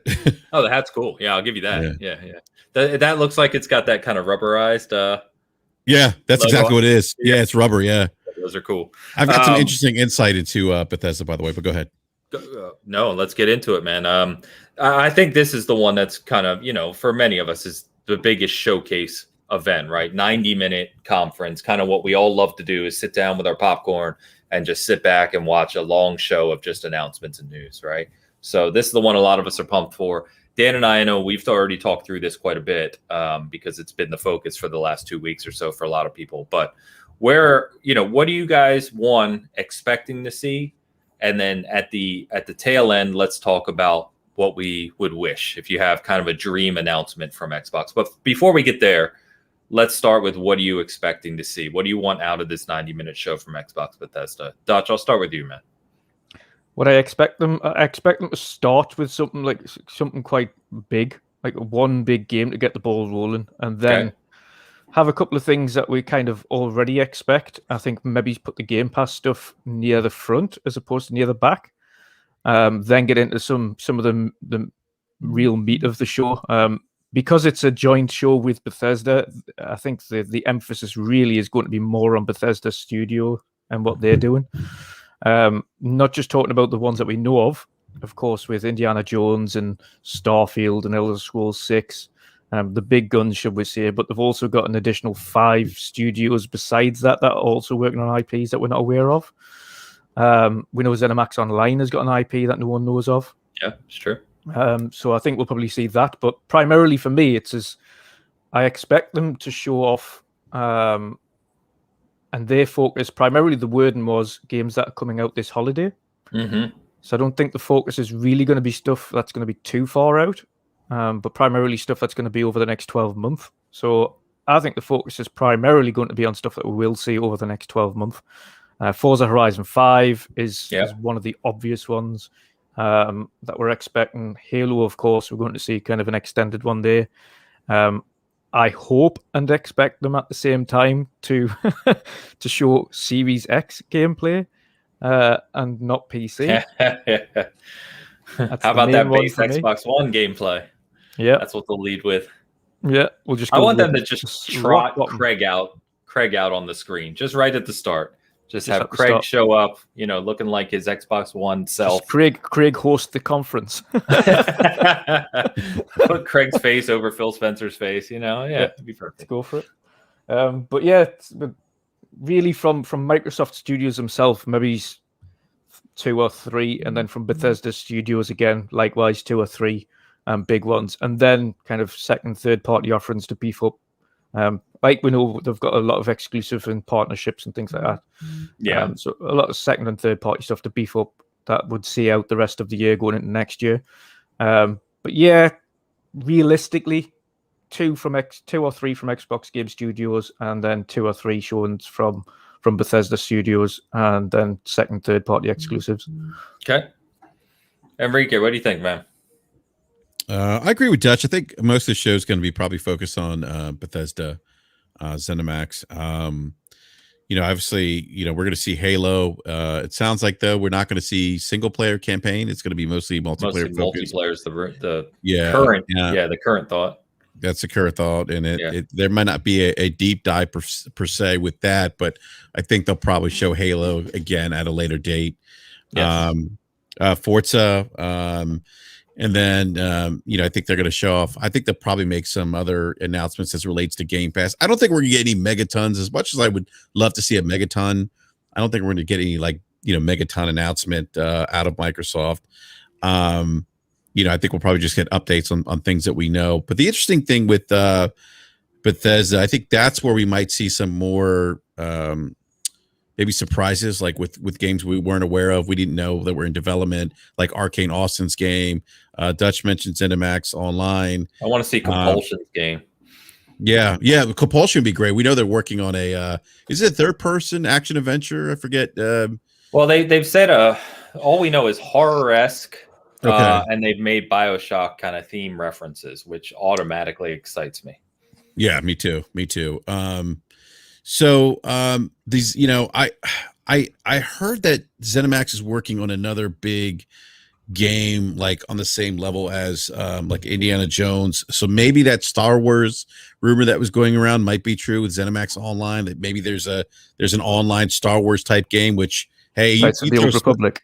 Yeah, you do that, and just take my money already. Bethesda's interesting. I know that Microsoft is really leaning on them a lot, like heavily.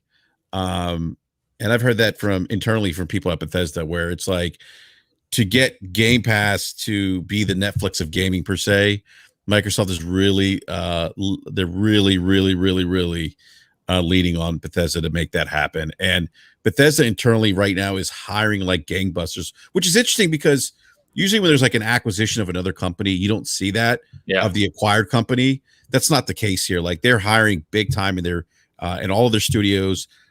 They created a new team within ZeniMax Online, which I think Dutch referenced earlier. They're still hiring for that team. They're hiring to staff up, support Bethesda's what's their online storefront? Bethesda, is it Bethesda.net? Is that right? Yeah. So, which is interesting because Microsoft has Game Pass on PC.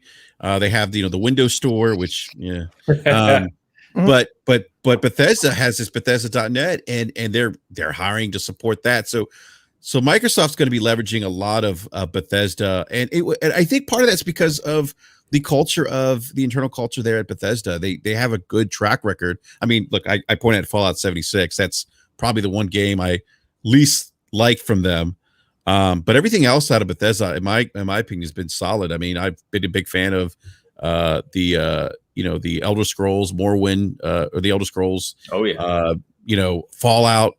And then if you think about id, You think about Arcane, Machine Games. Yeah. What's the game? What's the other studio in Japan? I forget the name of it. That they also own. Tango. They have a lot of talented studios. Yeah. They really do. So I think we're going to see them announce some stuff that we just haven't heard or weren't aware that was in development from them. That's going to get a lot of people excited. I think it is crazy because you don't hear it often said, but literally Shinji Mikami, who created Resident Evil, is an Xbox employee now. He is. Yeah. It's incredible. That's just bizarre to think about. Yeah. It's just, I think what the thing that really gets me excited about the Bethesda acquisition is the amount of hiring that they're doing internally right now. Yeah. Like they are really building out their studios. Yeah. And that's in addition to the Xbox studios. They've been on hiring spree for 18 months now. Yeah. But when I hear stuff like they're going to lean on us to make, Game Pass the, quote unquote, the Netflix of gaming, I'm excited because of the pedigree at Bethesda. Now I'm a little biased towards Bethesda because their headquarters are 30 minutes down the street from me. And I have some friends that work there. So, but I think that's probably the part of the conference that's going to get a lot of people excited. Yeah. Yeah. No, I'm with you, man. I'm with you. So funny. Wilmy came in here and chat went, he came in talking about Anthem 2. And then he combined Anthem with Outriders to make Anthem Riders, and I don't know what's going on. Anthem Riders sounds terrible, absolutely terrible. I like that though. Anthem Riders? No, I'm thinking of Anthem's problems mixed with Outriders problems, and I was getting a horrific vision in my head of what kind of game that would be. But does that start? You mean the impossibility to get online in the first place versus crashing? Yeah, pretty much. Yeah. Eric completely agrees. I said the same thing. I think last week too. Eric, Compulsion is that studio out of the Xbox first party. I'm really excited to see their stuff. They're super talented. I think it's exactly that. They needed time and money, and now they have that. So I can't wait. Wilmy, do I hear BRAP? That is him. That's him. He's playing the role of Jim Ryan today. So, do you want to add anything here, man? I know we've kind of talked about this for multiple times now, but anything kind of new pop up? Anything these guys touch on? You want to add on? You might want to get off of mute. That would help. Then we'll start there. What? What just happened? my co-host, ladies and gentlemen, my co-host. He was like chatting, and then he just disappeared. He's like, "Oh, I'm gone." I hate my life. I hate my life so much. I'm done. I went to hit the unmute button. I hit the leave studio button. Oh, Dan, I've done that before on StreamYards, man. It happens. Anyway, man, what do you want to add here? I have nothing to add. I just show me some games. I don't care what they are. Just give me something new that I can play, and that's what I want. I mean, it's a very simple request. What do you all think of the likelihood of Battlefield going into Game Pass, though? Whatever. That's the only way I'm going to play it, probably. That's going to be one of those things where it's like, yeah, I would like to see that because I'm not buying it otherwise. That's the only way you're going to get me into a multiplayer game is if I'm already paying for a service that has it. So, hopefully. Cheers. Yeah, I think I wouldn't be surprised, Dutch, if that happened. I would love it. Yeah, it would. I think there's weight. I think there's weight for the rumor. Yeah. Who knows? Yeah. And it kind of makes sense, I think, for that game that's so heavily reliant on engagement. Like like the great thing about Game Pass, what a great way for a game to enter a service like Game Pass where you remove that entry barrier of $60 or $70, whatever. Yep. And now you get someone to try the game and quote unquote for free. And I think that's the big thing is the exposure that Game Pass potentially 100%. gives Battlefield 6, especially when they're trying to compete against Call of Duty, when they just hired, I think the former, I forget the guy's title, a guy who worked on Call of Duty. He's on Battlefield 6 now. So that's on his LinkedIn profile. Guy who worked on Call of Duty. Guy who worked on Call of Duty. Yeah. I forget who. I forget what his title was. Like director or something. I don't know, but that hire signals to me that EA is trying to get back into the mix with COD. But I think one way to do that is to drop it in Game Pass to get the game more exposure, where people they can try kind of risk free. You know, I think there's something to be said for that. Because it's going to be a big fall. You've got the 3 juggernauts of first-person shooters all launching in the same fall. Battlefield's kind of down. People are super hyped about it because they want to see it return to its former glory, but it hasn't landed with the impact that it used to for a long time now. And to come back, I completely agree with you. The quickest way to ensure that you're going to have millions and millions and millions of players that get to experience your game is to launch on Game Pass. And it would be a huge win. It would be a huge win for Microsoft as well, because they can literally come out and say, with Game Pass, you can play Halo and you can play Battlefield at launch as part of Game Pass. I mean, that's ridiculous to even think about. You're talking about games you can put thousands of hours into. So it's that would be huge for Game Pass. I mean, like you said, Halo and then Battlefield 6. That that would be huge. And then that's also going to help Microsoft if they can get Battlefield 6 kind of build the case to other third-party developers why they need to put their game into Game Pass. Assuming that it's successful, right, with engagement. Yeah, of course. I don't know what's going on in chat. I can't even keep up. Psycho Nouse, what's up, man? Says he's really enjoying Biomutant. That's awesome. Love to hear it. Wilmy's blocking people, another Eric, 10, because 10. Eric said Dan is my spirit animal because I also do not care about Battlefield. So he said, cancel Eric. Well, Eric doesn't like Battlefield because he was never good at Battlefield. Oh, he can't even respond. Not even here to defend himself. Eric, get good, man. Jesus. Yes. By the way, Wilmy said he's canceling Eric. Oh my God. Wilmy's blocking him on Twitter right now. Meanwhile, Carl says just go free to play. Then there's no need for Game Pass. We've talked about that, but the thing is that if when you go on Game Pass, you're not putting it on Game Pass for free. Yeah, right. Microsoft is paying you for that. Yep. So you can kind of still make initial money back. There's probably a weighted decision there, right? Because you can go free to play on all platforms, whereas Game Pass is obviously only PC and Xbox. I would love to see those kind of discussions taking place and how much money is thrown around. I'm sure there's a lot of money. I've heard everything from small amounts to full Xbox development costs for that particular platform. Yeah, tens and tens of millions. Yeah. It's going to be interesting. I mean, if it's not obvious to you by now, it should be that Xbox is really a spare no expense for Game Pass mode at the moment. I mean, that is their future. That's where they're looking. So this won't surprise me. I hope it happens. But anyway, moving on from that, here's a couple questions for you. Psychonauts 2. We know that's coming very soon. I have to believe. Say it again. I'm sorry. I said up day one. Oh, no doubt. Love Tim Schafer. Love Tim Schafer. He's brilliant. Yeah, he's amazing. But yeah, I'm hoping if we don't get a shadow drop, we get a release date that's very soon, like July, for that, because that'll mean we get Ratchet and Clank followed by Psychonauts 2 and back to back, which would be amazing. We've got the Ascent in July as well, which a lot of people like myself are excited for. I'm pumped. What about you guys think we get a Halo Infinite beta date? Yes, I think that's going to be one of the things that are announced, mainly because, as you mentioned, it was always something that I thought was going to happen. But as soon as I started hearing the rumors that the focus of the Halo section at E3 was going to be around multiplayer, that made more sense that they would then drop, okay, here's the beta for the multiplayer. I think that's also going to be a case of, right, okay, the beta registration is open now and it's going to go live tomorrow or something like that.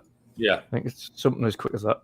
Yeah, and I've said before, they've already said that you have to be a Halo insider and signed up on that, which, again, you can find the instructions on our site because it's like a multi-step process to do that properly. But get signed up now, be ready, so that if you're looking forward to Halo Infinite and playing in that beta, make sure you're signed up for Halo Insider, which is separate from being an Xbox Insider. So make sure you do that properly. Eric in the house, of course. I know my Psychonauts 2 brothers in here because he's as excited for that game as I am. So good. The more I save that game, the better it looks. Oh, yeah. The additional time and funding and development has transformed that game. Oh, no 100%. doubt. What would you guys, let me ask you this. If you kind of had your wish, right? Anything. Let's just go crazy for the hell of it.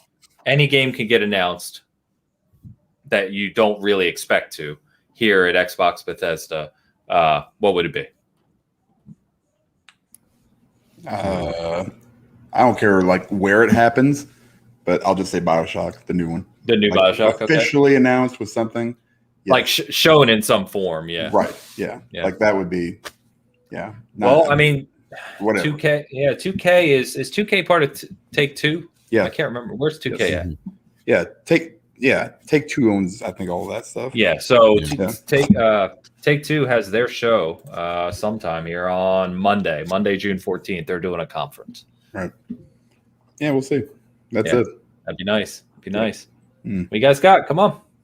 See, the only thing I want is Hellblade 2, and that's not going to be there.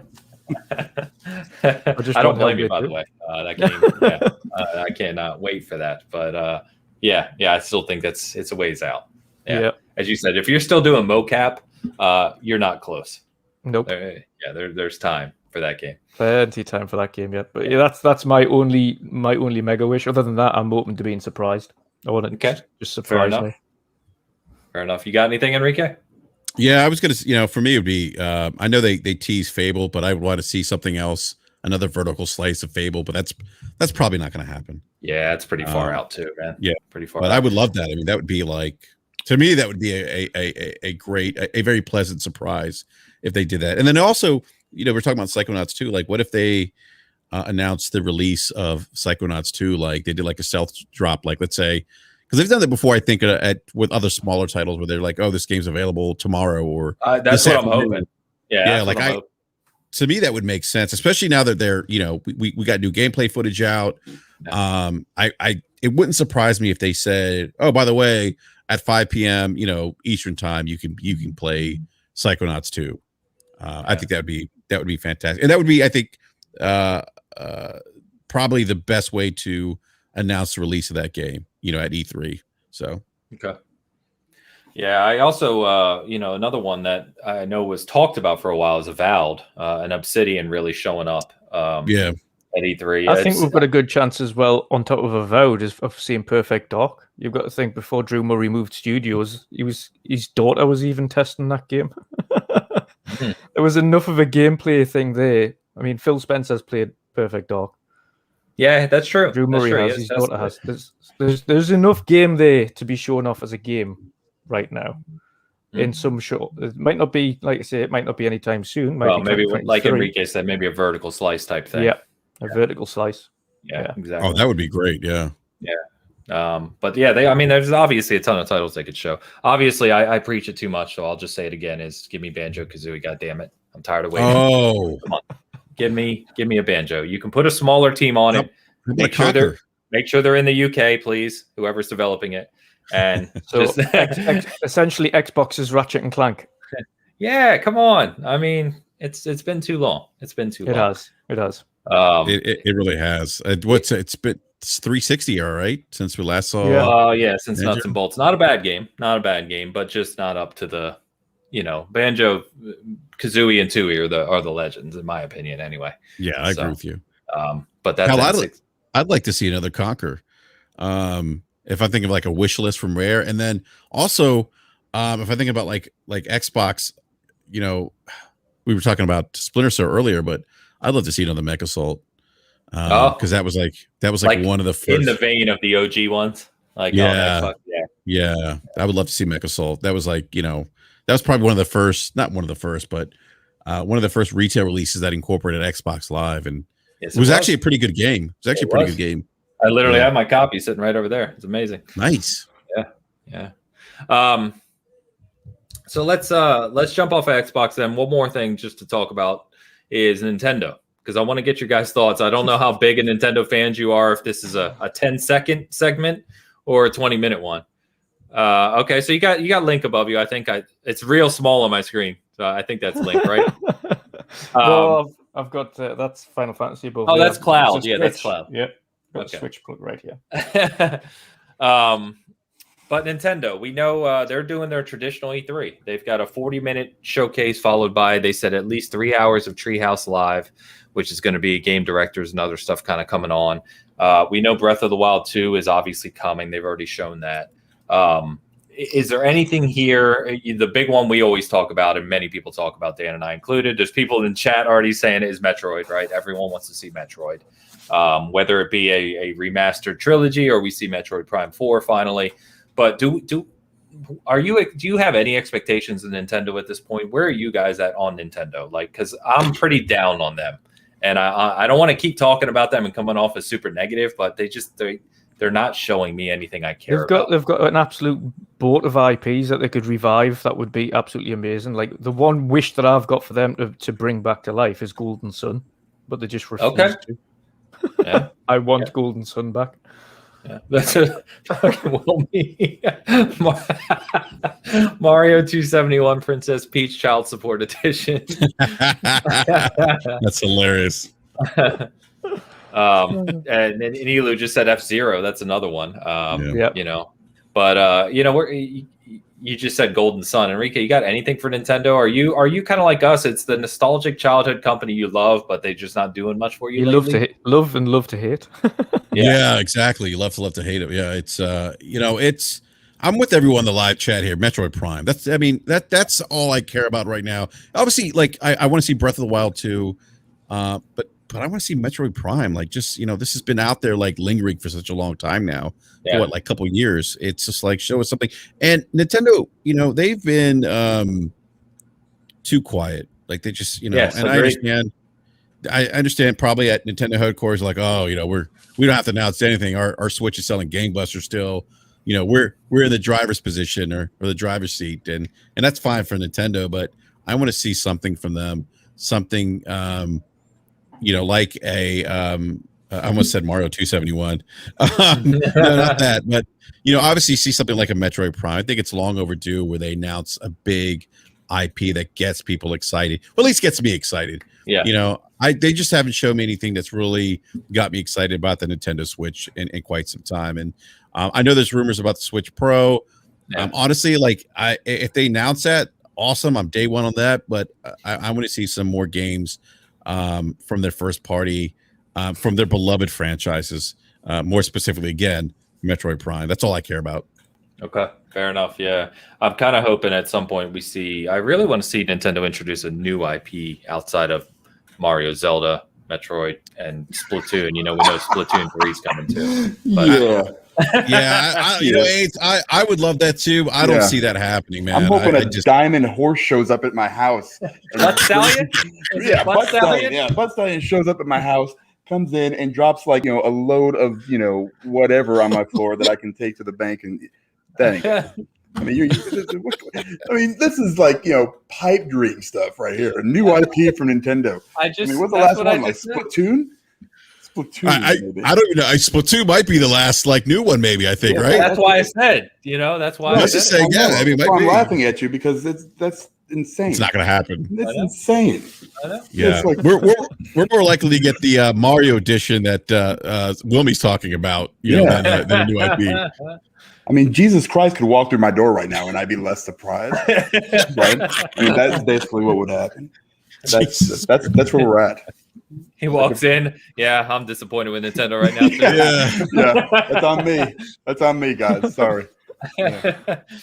Oh, Mo, why would you even bring this up? Arms. I don't even count that. Yeah, come on. Hey, Arms is actually. I actually liked Arms a lot. Stop it. I had fun with that game. Oh, God. Am I the only one that liked Arms? Yeah, the only one in the world. Yes. Yeah. I liked it. I liked it. Oh man! Again, I was playing. I didn't Arms think the with my concept kids. was bad. It just didn't. No, he's right. No. I mean, it wasn't like it wasn't like on the level of like you think of fighting games like a Street Fighter or anything. But I played it with my kids, so that's probably why I liked it. Fair enough. For what it was, I thought it was good. Probably going to spend another 15-20 minutes talking about expansions to characters on Smash Bros. Again, aren't they? Well, supposedly Sakurai said there's 2 more coming, and then that's the end. Like Smash Brothers Ultimate is done. So we'll see. We'll see. Yeah. Mav's in the house. What's up, Mavs? By the way, Mav got your back. Enrique said I like the Arms. See, I'm not the only one. There's 2 now, Dan. They're multiplying. Yeah. Well, there's more of us out there. You guys aren't aware of. There's more of us. Yeah. The two guys that have Nintendo online, they play against each other. They don't chat though. Right, they don't chat. We don't chat. No, we like don't chat. Wilmy was saying, their party chat will be handheld by a new smoke signal app. Oh man, but this is what I'm talking about, right? It's for a lot of us who love Nintendo and grew up with them, they've almost become a laugh because there's just nothing really exciting us from them at all. And that's disappointing to me. Like, you know what I mean? But Ains, they know when they show us Breath of the Wild 2, we're all going to forget this conversation we're having. And we're going to be like, oh my God, you see Breath of the Wild 2? It's, oh my God, like it was amazing. And did you see what Link was doing? I mean, like, they know. Yeah. Nintendo can get away with murder. Yeah. Like 100%. literally. Literal murder, on screen. Yeah. Thanks for Dan, and even he agrees. Yeah, I mean, Jesus is like, yes, this is true, and I will forgive them for their sins. You know, like it's amazing. Like they can go out and what's the remake there? God, what is it? The Legend of Zelda. What is it? No, was it Ocarina? Heavenly Sword? Ocarina. Heavenly Sword. Skyward Sword. Yeah, is that the one they're doing that's that old game on PlayStation, isn't it? Heavenly Sword. Yeah, that's the old game. Yeah, Skyward Sword. Skyward Sword. They're doing like the remake, and they're charging and it's just all it is a 720p version of the game. And they're going to charge with you, and they're charging more than they did on the Wii for it. Yeah, and they're going to get away, and people are going to go out and buy that game by the millions. You're right. If that was Microsoft or Sony, people would be like, "Oh, anti-consumer, they're terrible. Damn them. Jim Ryan's a thief and a liar." It's like, and instead we're like, "Oh, Nintendo." Yeah. I'm not buying it. I will say that I'm not buying it. But I mean, Ains, they didn't drop the price of the Wii. The Wii U was by far the worst selling console. That they never dropped the price of that console. No, all they did was bundle Mario with it. Yeah, that's it. they could do no wrong. It blows my mind. Yeah, this Switch is ridiculous. And I was joking about Breath of the Wild because you're absolutely right. They're going to show it. People will go nuts. It'll take over the conversation. It'll sell millions and millions and millions of copies on day one. For me personally, I'm not a Breath of the Wild fan. So that's what makes it even more disappointing is knowing the only big IP or new game they have that we know of anyway is only two, I should say, Splatoon 3 and Breath of the Wild 2. And neither of those interest me even a little bit. Elu said it right. Breath of the Wild 1 wasn't that great. The weakest Zelda since CDI. I don't think many people I don't know how many people remember the CDI Zelda. We're showing our age there, Elu. Dan, I know you're ready for Nintendo. You're on mute again. I muted because we got too much shit going on. Listen, I'm done talking about Nintendo. They need to come out next week and show me something that isn't garbage. Give me a new IP. Yeah. Whatever. Yeah. No, it's never going to happen. Then it's going to be something terrible like Splatoon. I just don't. Mario Kart 9 again. Yeah, just reskin. I'm done talking about these dudes. Yep. They just do their thing. Ains, they do have some games they can go back to. You're right. Like they have some IPs they could bring back that they haven't, talked about in years. I mean, I think I go back to the original. I was playing. Actually, my son was playing. Do you remember Kid Icarus? Yeah, of course. Yeah. Cool. Yeah, Kid Icarus. I mean, they could do it. They could do a modern day take on that game. I mean, that game would kind of rally that Nintendo base, to get excited. And granted, that's not a new IP, but that would hit that nostalgia factor, which Nintendo is good at playing, right? Yep. I don't want to see. I think Dan said a Mario. Would you say Mario Kart like 9?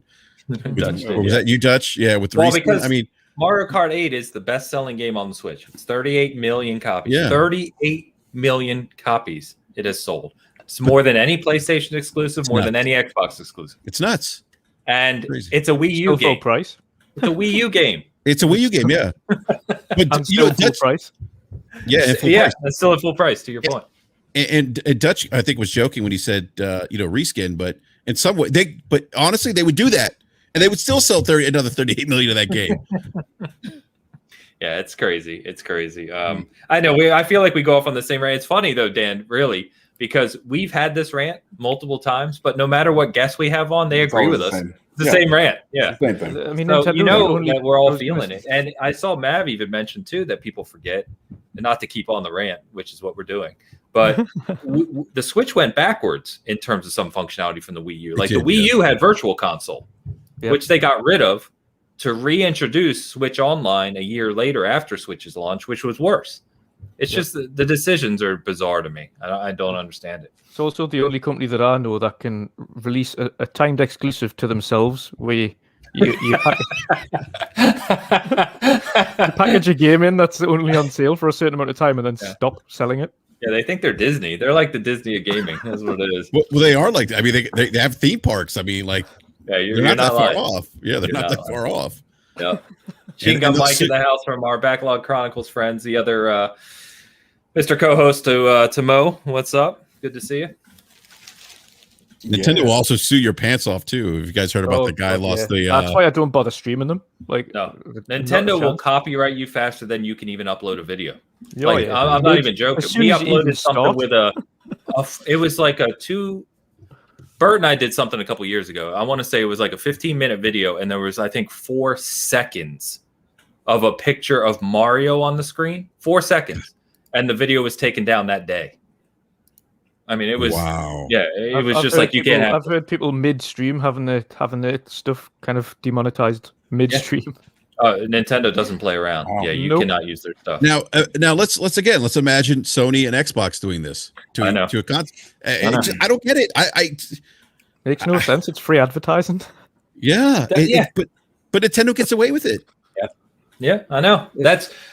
One of their biggest content creators was actually removed from it was an Australian guy. You might have seen him on YouTube before. He just literally everything was Nintendo branded and like worked with them for years. And they just didn't tell him why. They just said, "Oh, we're not working with you anymore," and that was it. Jeez, that's weird. It's just like, okay, I've just built it. They were like, you're not allowed to use the colors, you're not allowed to use the shapes, you're not allowed to speak about it anymore, but we'll still provide you some free games every now and again. He was like, I don't understand what is happening. It's weird to me, man. It's weird. I always joke, like, it's just a different mentality, I think, because there are people out there who primarily play on the Switch. Like, that's their console. And I think to myself, I don't say it again, Dan. I'm sorry. Sorry to hear that. I don't know how that is. To me personally, it just doesn't make sense. Like, I don't know how you can do that, but I couldn't do that either. And they it's you guys heard that story about the guy who had the ROMs or whatever. Yes. The Nintendo sued him for like was it a couple $1 million? Yeah, $2 million. And they won. It's like, why would you go against Nintendo? Yeah, well, you're gonna lose. You're gonna lose every time. Every time. Yeah. Anyway, we could stay on this, but I always want to just say that there is a love for Nintendo from all of us because we grew up with them. There's a nostalgia factor, but man, they gotta. I don't know. To be honest with you, I was about to say they need to change their approach, but if you're Nintendo and you're not in these conversations, right? You don't pay attention to social media, the Twitterverse, whatever. You're looking at the bottom line. Nintendo is killing it right now. Their profit margin is the highest in company history. Yep. Why would they change? They don't need to. Yeah. Nope. I mean, the best-selling, console platform right now. You mentioned 38 million copies sold of a game that was a Wii U game at full retail price. Yeah. They've got they have over 85 million on the Switch that have sold over 30 million copies. 85 million units of the Switch sold so far. At least that was as of February. 550 million first-party games sold in 3.5 years. And they're 550. Yep. Their revenue was second all time in their company history, only to 2009 when the Wii was at its peak. But the profit margin on that revenue was over 60%. So it just goes to show you, right? Any company that's making teens and billions a year that has a profit margin of over 60%, their return on investment for what they're investing in development and getting back is absolutely atmospheric. They're not going to change. Nope. It's insane, it's 3.5 years to sell 85 million units. Like, they are going to absolutely eclipse the best-selling console, which is PlayStation. They're going to destroy that. Yeah, it's outpacing the PS4.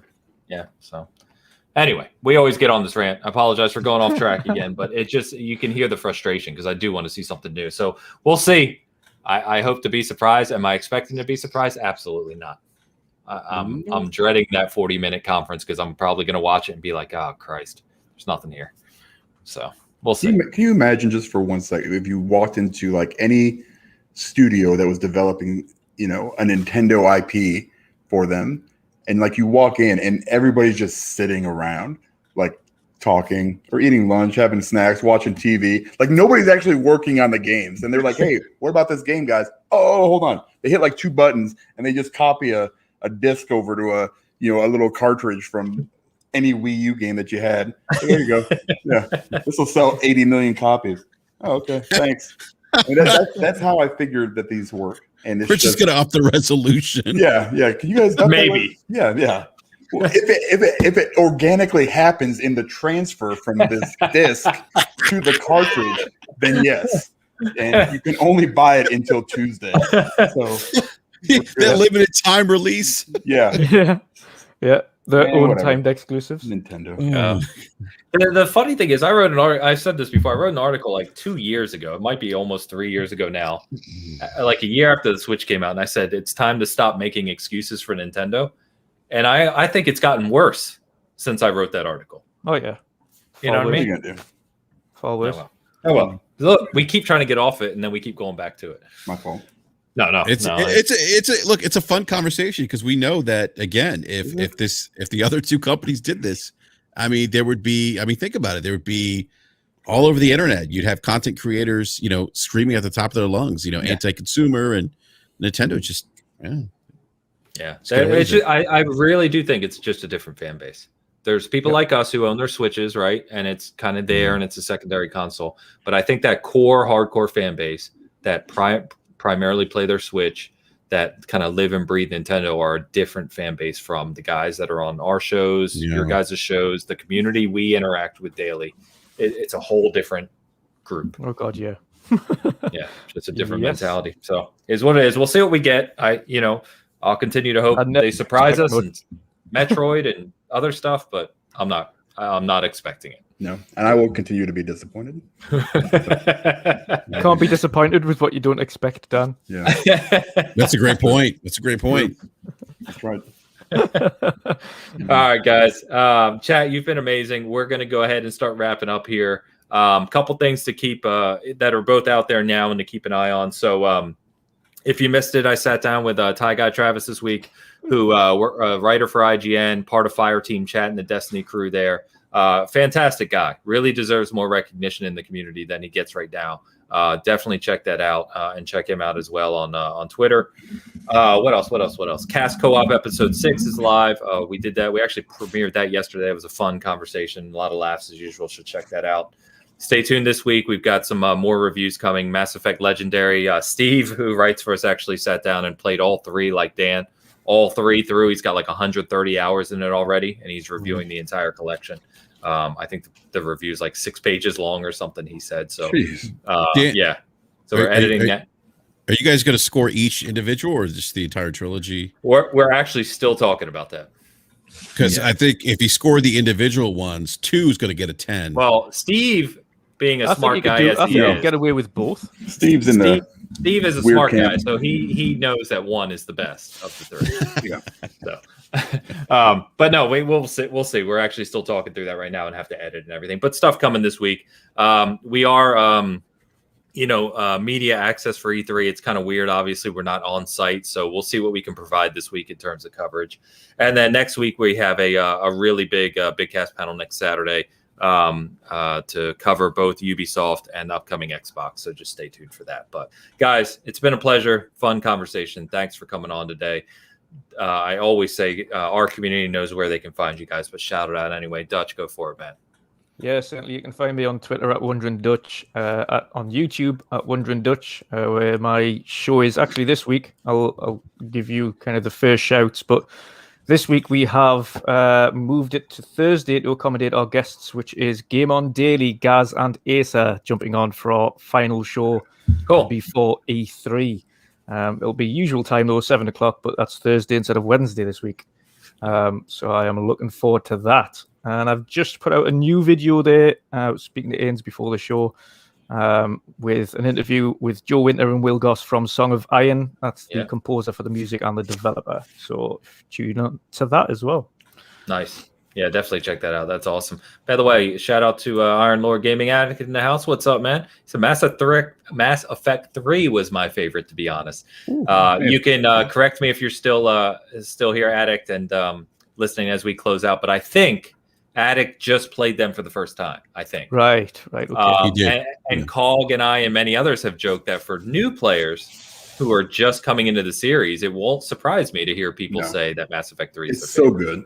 I mean, it's really good. Because it brought back some of the RPG stuff. It has it has the best combat. You know, there's just aspects of it that are really good. So, yeah, let me know, Addict. I'm kind of curious. But I'm pretty sure you just played this for the first time. Anyway, Enrique, Mr. BRAP himself, let us know, man. Shout it out.